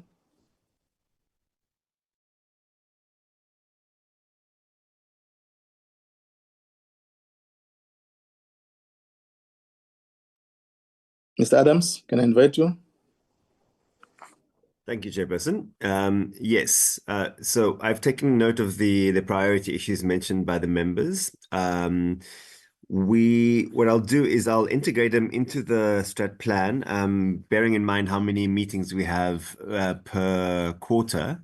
I'll try prioritize them, because obviously we only have a limited amount of meetings and many recommendations. So what I've tried to do thus far is integrate all the recommendations that are outstanding from our previous minutes in terms of priority, and also when they're likely to be impacted. So we prioritize the ones that are more urgent and more relevant at present. So we've integrated that into the plan. So what I'll do is integrate the recommendations emanating from this meeting into our quarterly report as it's displayed, our quarterly targets as it's displayed over here. And bearing in mind how many meetings we have, and then the subsequent ones, the ones that we don't include now, we'll make sure that they're on our list of issues for future quarters. And what I'll also do is I'll integrate that into the outstanding recommendation document, so that members can see which things we've recommended that aren't on the plan yet, so that every time we submit a more detailed quarterly report, members can cross-reference, they can check if their issues are still being included when we go into more detailed quarterly plans each quarter. So we always run the quarterly plan via the chairperson and then via the members prior to adoption. So we'll include that. And then in terms of the chairperson's question on the legislative highlights or the legislative issues that need to be covered, they're in the last section of the report, the Part E. In terms of when the anticipated timeline is. This is just according to what the Home Affairs has planned, what their targets are in their plan and how that's likely to come to us. Sometimes there are some delays from their side if they take longer for their consultation process, but largely those should be fairly accurate when they're coming to Parliament. So we'll factor those into our plans as we go forward. And yeah, so then what I'll do is, we'll update the plan based on members' recommendations and send it out tomorrow, and as well as that combined recommendations document that we can keep track of as we go forward. And we'll also submit that to the DHA where relevant, so that they're keeping tracks of the kinds of issue that we're going to be raising, and they don't fall behind in terms of those recommendations. But for now, that's what I have. Thank you, Chairperson. There's also issues that were raised in relation to the joint committees that we may need to look at in relation to the matters that are residing with the Department of Transport that can be apportioned to the government printing works, and the proposal that we ought to consider to have a joint meeting around that subject of transfer of function to consolidate government printing works as a state institution, to make sure that it performs with avoiding to go to a route of tenders. The second one is a joint session with the Department of or Portfolio Committee of Correctional Services around what they've raised on the detainees who are illegal foreign nationals, on what will be the mechanism or the legislative initiative that they can peruse. So I think that should be also a priority, to have a discussion with them and also get an audience from both the Department of Home Affairs and the Advisory Board and also Correctional Services. And I'm also raising this because it was also commented by the Minister of Correctional Service in one of the question and answer on this subject matter, that there should be an interaction between this department, but I think initiative of a legislation as raised by the Correctional Service a subcommittee. The other issue which we need to also on that front is there was a point when there was a concern about the cost of deporting illegal foreign nationals, cost implications. There was an indication on the part of the department that they are engaged with the member states within SADC to have a memorandum of understanding on how they're going to facilitate deportation without cost being apportioned to the country. That is one of the areas we may need to bring up in the Ministry of Home Affairs and the Director General to update us around that question of facilitation of the deportation. The other point which we'll need to prioritize Mr. Salmon, I think also on members, is on there must be a synergy between, at least between the legislative path we are taking and also the attitude of the executive in relation to other matters that they pronounce without also having taken through or accounting to those issues to the committee. And we're not saying that it is not the separation of powers. It is a separation of powers, but the process of accountability also lies within the ambit of Parliament, and also must conduct oversight on some of the key areas which seeks to extend services to our communities.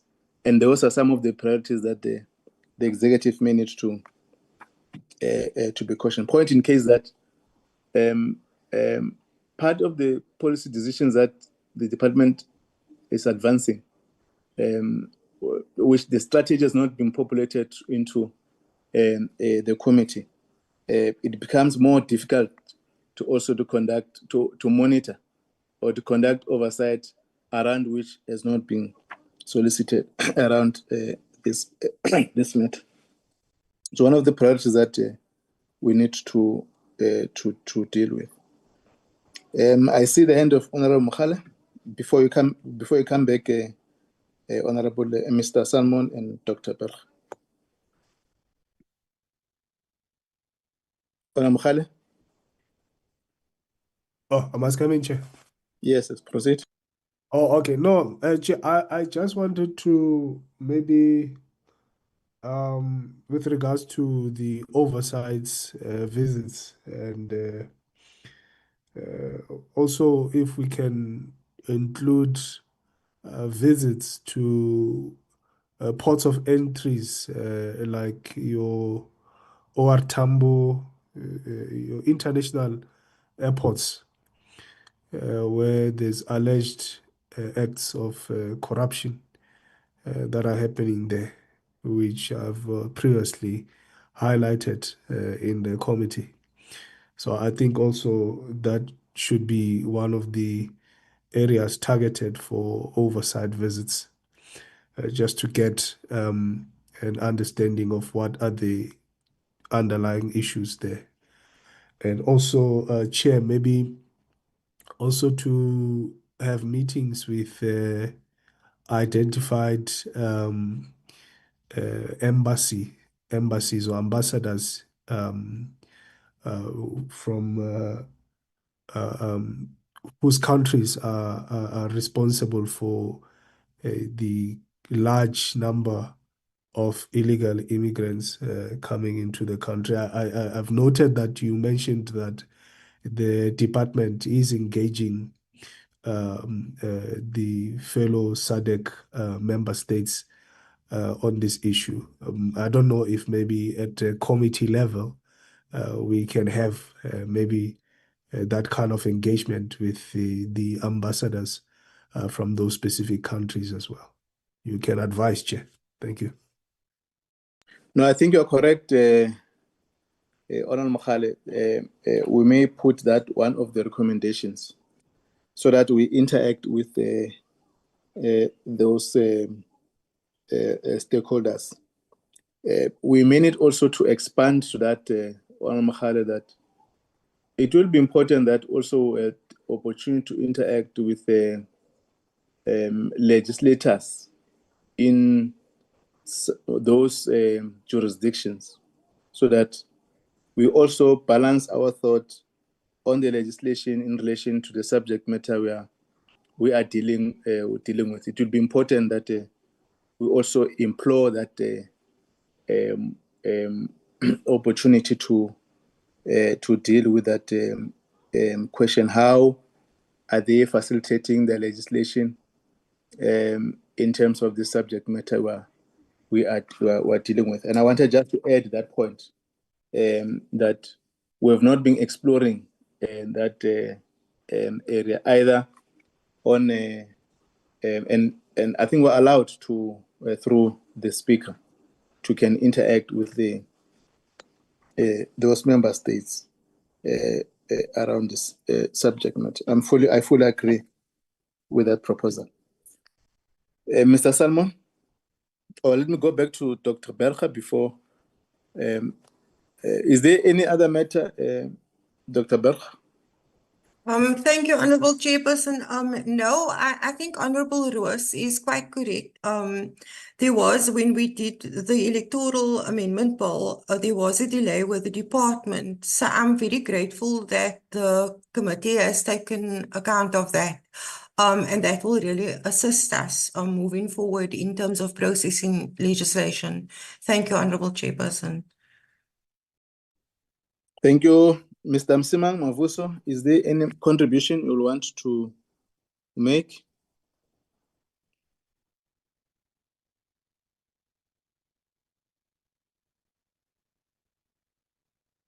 Okay, Mr. Salmon. Thank you.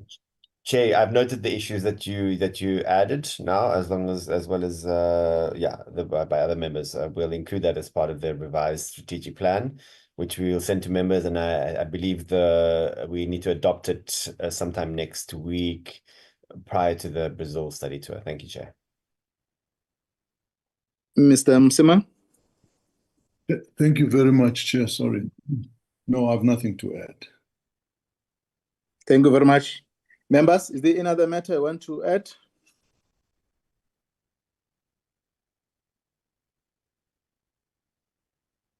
Okay. And I think this will assist us. If you have noted, members, we have not dealt with the area of the Border Management Authority. We have dealt it slightly, and also the issues that reside with the Independent Electoral Commission, which I think the report which we received in our last meeting extensively dealt with those, which we'll be adopting tomorrow, and other recommendations that members still have to consider for this the process. The matter of government printing works remains one of the priorities to monitor, and we must also monitor the work of the Dr. Lubisi. As you recall, that the committee has recommended to the minister that given the circumstances in terms of the governance of government printing works, we recommended that the minister may need to consider to institute a team or extend the scope of the multidisciplinary team. And all of us, we have taken appreciation for the appointment of Dr. Lubisi to continue to assess the state of government printing works to avoid its collapse. So we may need to also have an opportunity at the particular point, Mr. Adams, as part of our priorities, to also invite the ministry and Dr. Lubisi to give update on the work that has been done, because we must also assess or monitor against what they presented as their plans, as the plan of the strategic plans of the government printing works. Members, if there's no any other matter, I wanted to apologize. If there's no any other matter, we fully then accept the framework which we have developed, which was earlier presented by Mr. Salmon in terms of the strategic thrust of the committee on a short and a long term, and how we must conduct our oversight, work on the entities, and how we must move in relation to the priority areas of legislation, and also to interact with the critical areas of the financial positions of all the institutions, and also the Auditor General's recommendations in terms of the outcomes of audit and the identified recommendation by the AG, which this committee must continuously to monitor. So those will take forward as part of the areas of priorities and recommendation. Will at a time when the report, part of the framework of the strategic priorities have been consolidated, Mr. Salmon will then present to the committee and will then consider adopting the work that is before us. Is there any other matter, Mr. Salmon, so that I go to the next item and we close our session? I'm covered, Chair. Thank you very much. Now we'll move to, I want to thank Dr. Berg and Mr. Mavuso Msima for interacting with the committee on this subject. I'll also propose that in our, we may need to consider, Mr. Salmon, that given that the Border Management Authority has conducted its own workshop or symposium in relation to security measures in technology area that they need to employ, or lessons that from other jurisdictions that they've brought earlier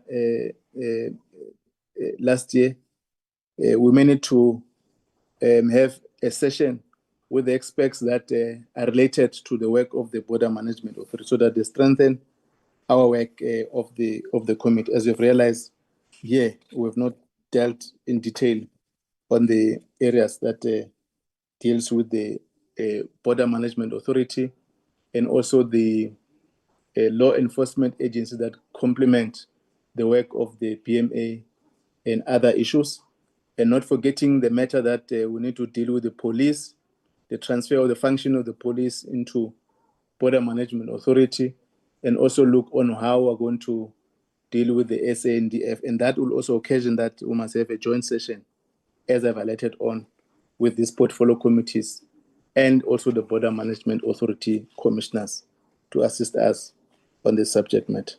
Thanks very much. Now we can move to the last item. And thanks very much, Dr. Berha and Mr. Mavuso. Chairperson, this is the last item on the agenda today. The purpose of this is to update members on the preparation of the study tour to Brazil from the 18th to the 27th. And then I'll indicate that the political application was submitted 7 July, and then it was approved on the 21st of August for 11 members and 2 staff members. So then the plan is to depart 18 September, which is I think on a Thursday, and arrive in Brazil on 19 September through Angolan airline to Luanda. So in other words, we'll fly from Johannesburg to Luanda, and then from Luanda is to Sao Paulo, and then from there proceed to Brasilia, that is the capital city. And then the financial application was submitted last week on 28 August, and it's being processed. Then Mr. Festen Arendse, the committee assistant, is making a follow-up in terms of all the people that are supposed to be signing on it. In order to secure the flights, accommodation, interpretation, ground transport, the financial application must be approved to ensure that we issue warrants to the travel agent. So in other words, once the financial application is approved by the secretary, it has to go to a different people until to the secretary to Parliament. And then that's when Mr. Arendse will issue out warrants to the travel agent to make sure that we secure the flights, accommodation, interpretation, ground transport, and and ground transport. In terms of the accommodation, we are looking at there's a hotel in Brasilia, which is the capital city. This is Windsor Plaza, Brasilia. We'll check in on the 19th when you arrive, and then check out on the 25th. 25th will be on a Thursday. And then we in the afternoon of that Thursday, we travel to Sao Paulo. And then we check in at the Renaissance Sao Paulo Hotel on the 25th. And then we check out on the 26th. And then on that 26th, and then we fly back to South Africa via Angola again. And then ground transport, while we are there, the ground transport will be made available. We have secured the ground transport, which will be with us for 10 hours within the city limits. So in other words, we'll be driving within the city limits for 10 hours in a day. Then we also have secured the translation, which will work with us for 8 hours per day, and the additional interpretation, any additional hours for interpretation or transport outside of the city will be billed separately, and that will be after the trip. And then in terms of the program, Chairperson, I've indicated that the South African Embassy in Brazil have been struggling to obtain the availability of the Brazilian Parliament for the study tour. Then on the 28th, last week, there was a scheduled meeting which did not take place, and then it took place yesterday. And then I'll come to it because I didn't include it here, but there was an email that was sent last night, and then I'll flag it here so that members can able to see. So this is the proposed program that the committee sent to Brazil. So in other words, arrive on the 19th, on the 22nd of September, then we meet with the National Congress Select Committee on Constitution, Justice and Citizenship, or the Select Committee on Political Reform. And then that's the proposal. And then 23 September, we meet with the Superior Electoral Court, which administers elections, including the introduction of electronic voting, technology, key aspects of the electoral system and reform. Then the 24th, engage with the national or political party lines and committees. And then on the 25th, then we engage with the civil society, democracy advocates groups that will be in Brasilia. Then after that, and then we travel to Sao Paulo on our way back. And then in Sao Paulo, we meet with the regional electoral court and party liaison committee and tour the local voting areas. And then we transit to South Africa on the 26th of September. So this is the report that I can email to members. I just want to show, to highlight the response that I received yesterday from the embassy in terms of just hold on. Okay. I'm sorry. I'm just looking for the email, Chair.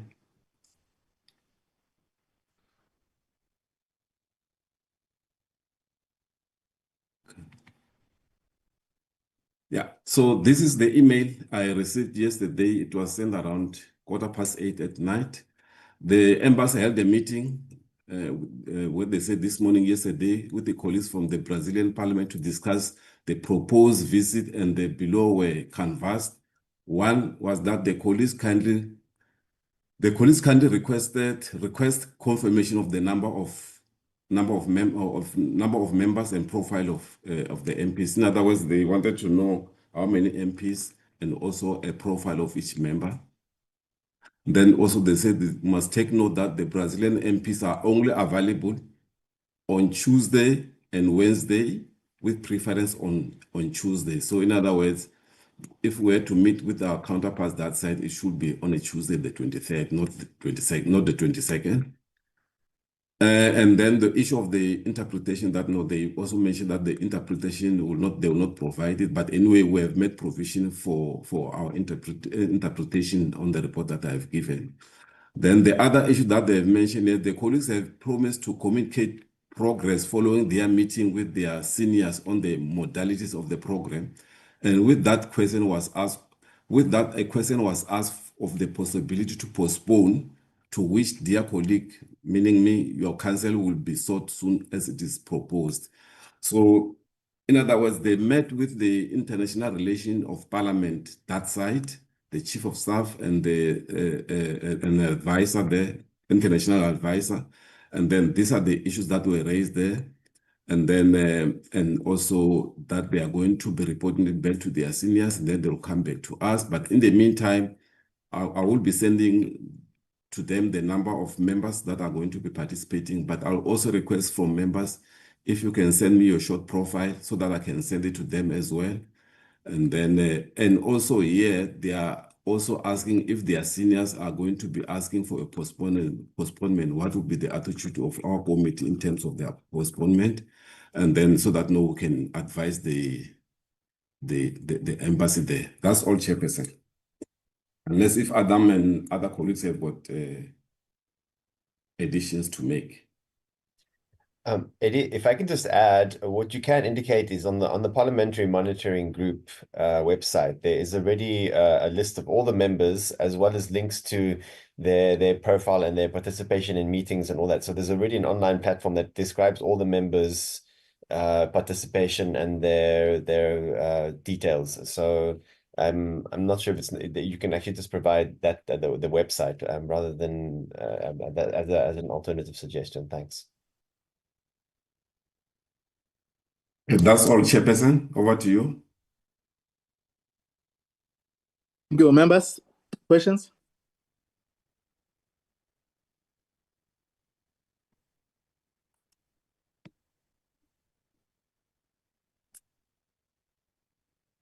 Mr. Matons can outline if the possibility to postpone. What does Yeah, mean? they are saying here, if the question, okay, let me just read the Chairperson. There's a sentence down there. Colleagues have promised to communicate. The colleagues are the people that they met there following their meeting with their seniors on the modalities of the program. And then with that, a question was asked of the possibility to postpone, to which we should advise the embassy if that question arises from after they have reported to their seniors. To postpone the trip, the study tour. Yeah.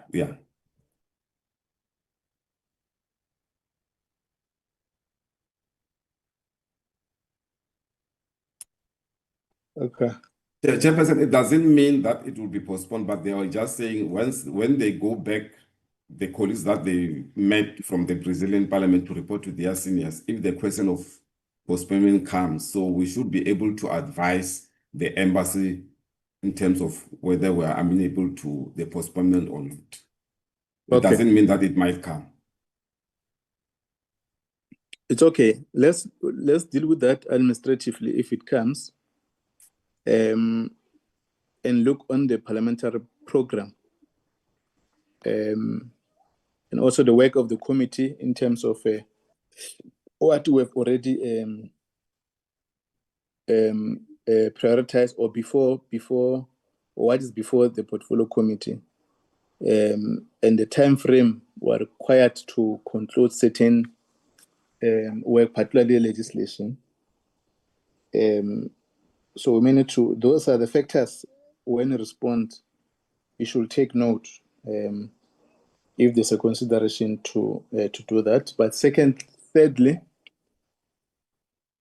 we also need to take a consideration that the Independent Electoral Commission, they are currently engaging with the various stakeholders, political parties, on their thinking. As you know, that they've launched a discussion document around the e-voting, and postponing it may also contribute to delay, to fairly interact and get a sense of the electronic voting lessons from their side. So those are maybe other issues that the colleagues may need to raise when you engage with our colleagues. And it does not mean that if their schedule does not allow the visit, we need to exert force. So we may need to conduct a study tour at the time all stakeholders are available to share notes with the other counterparts. Is there any other matter, colleagues? Yes, Chair.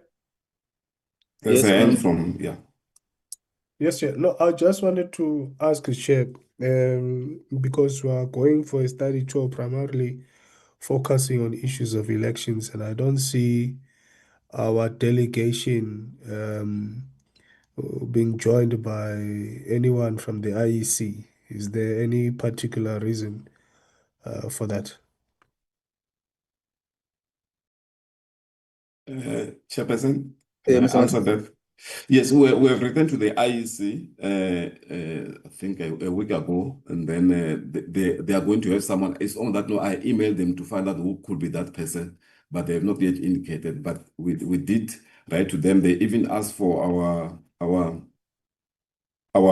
quotation so that now they are able to synchronize their travel with ours. So yeah, so they know about the study tour, and then somebody will be coming to join us. Thanks, Chair. Okay, thanks. I wanted us to propose, which I raised it earlier on, that we need to get a business case of all the areas and the items we're going to interact with our counterparts. It will be important that at least we get a sense of the issues that we're going to engage on. And I think our final preparation meeting, we must have received all the documents so that we able to really understand the status on that front of the stakeholders' counterparts. The same as ours, we must able to communicate on our business case within our space of electoral environment, so that we at least prepare the counterparts that side on the work that we are doing, the work that the Electoral Commission is doing, the innovation that is being brought to strengthen the electoral process, challenges which we have identified and the electorate have identified. So a business case may be important to share notes both of the jurisdiction, so that at the time we're going to interact, it's going to be an easy of reference and also enabling to alert us on some of the challenges or positive work since they've established this electoral voting that side. So, Mr. Matons and Mr. Adams, I want to implore you that in the next meeting, when we finalize all these documents, at least the members of the committee may need to have, and our content advisor must take us through on those study case of the Brazil electoral environment. Is there any other matter? From my side, Chairperson, there's no other matter except that members have been making appointments with the doctor because we're required to have a yellow fever certificate. So if there's a member who has not made an arrangement, we need to have done the vaccination by at least by the 9th. So if there's no member who has not made an appointment, please let me know, or if you're going to be making those vaccination in your nearest travel clinic, please do so that we are not disadvantaged when we have to leave. And then also the other issue is the travel agent will also need copies of your passport, the biographical data page. So I've received one from the member, Boardman. Then I'll also request the others from the other members. Thanks. Okay, thank you very much. If there's no any other Honorable Makhale? Yes, Chair. I think we're done with the agenda items. Yes. Mine was just to understand, Chair. Maybe I missed when we're doing the apologies. The minister. Where is the minister, Chair? And this is not the first time we're raising it. We have raised it previously in the last meeting before the recess, after I had missed a number of meetings. And I don't know if he's here or not, but it's very concerning that the minister is not been attending our committee meetings. So I think, Chair, maybe there must be a letter of some sort that is written to the minister to really register the displeasure of the committee towards his non-attendance for this particular committee meetings. Thank you, Chair. Thank you. Noted, Honorable Mkhale. Members will then take up all the matters, and we reconvene tomorrow. What time, Mr. Matons? 9 o'clock, Chair. Yeah, we'll reconvene tomorrow to deal with the items that we've outlined earlier on. Thanks very much for having attended this session. The meeting stand adjourned. Thank you, Chairperson.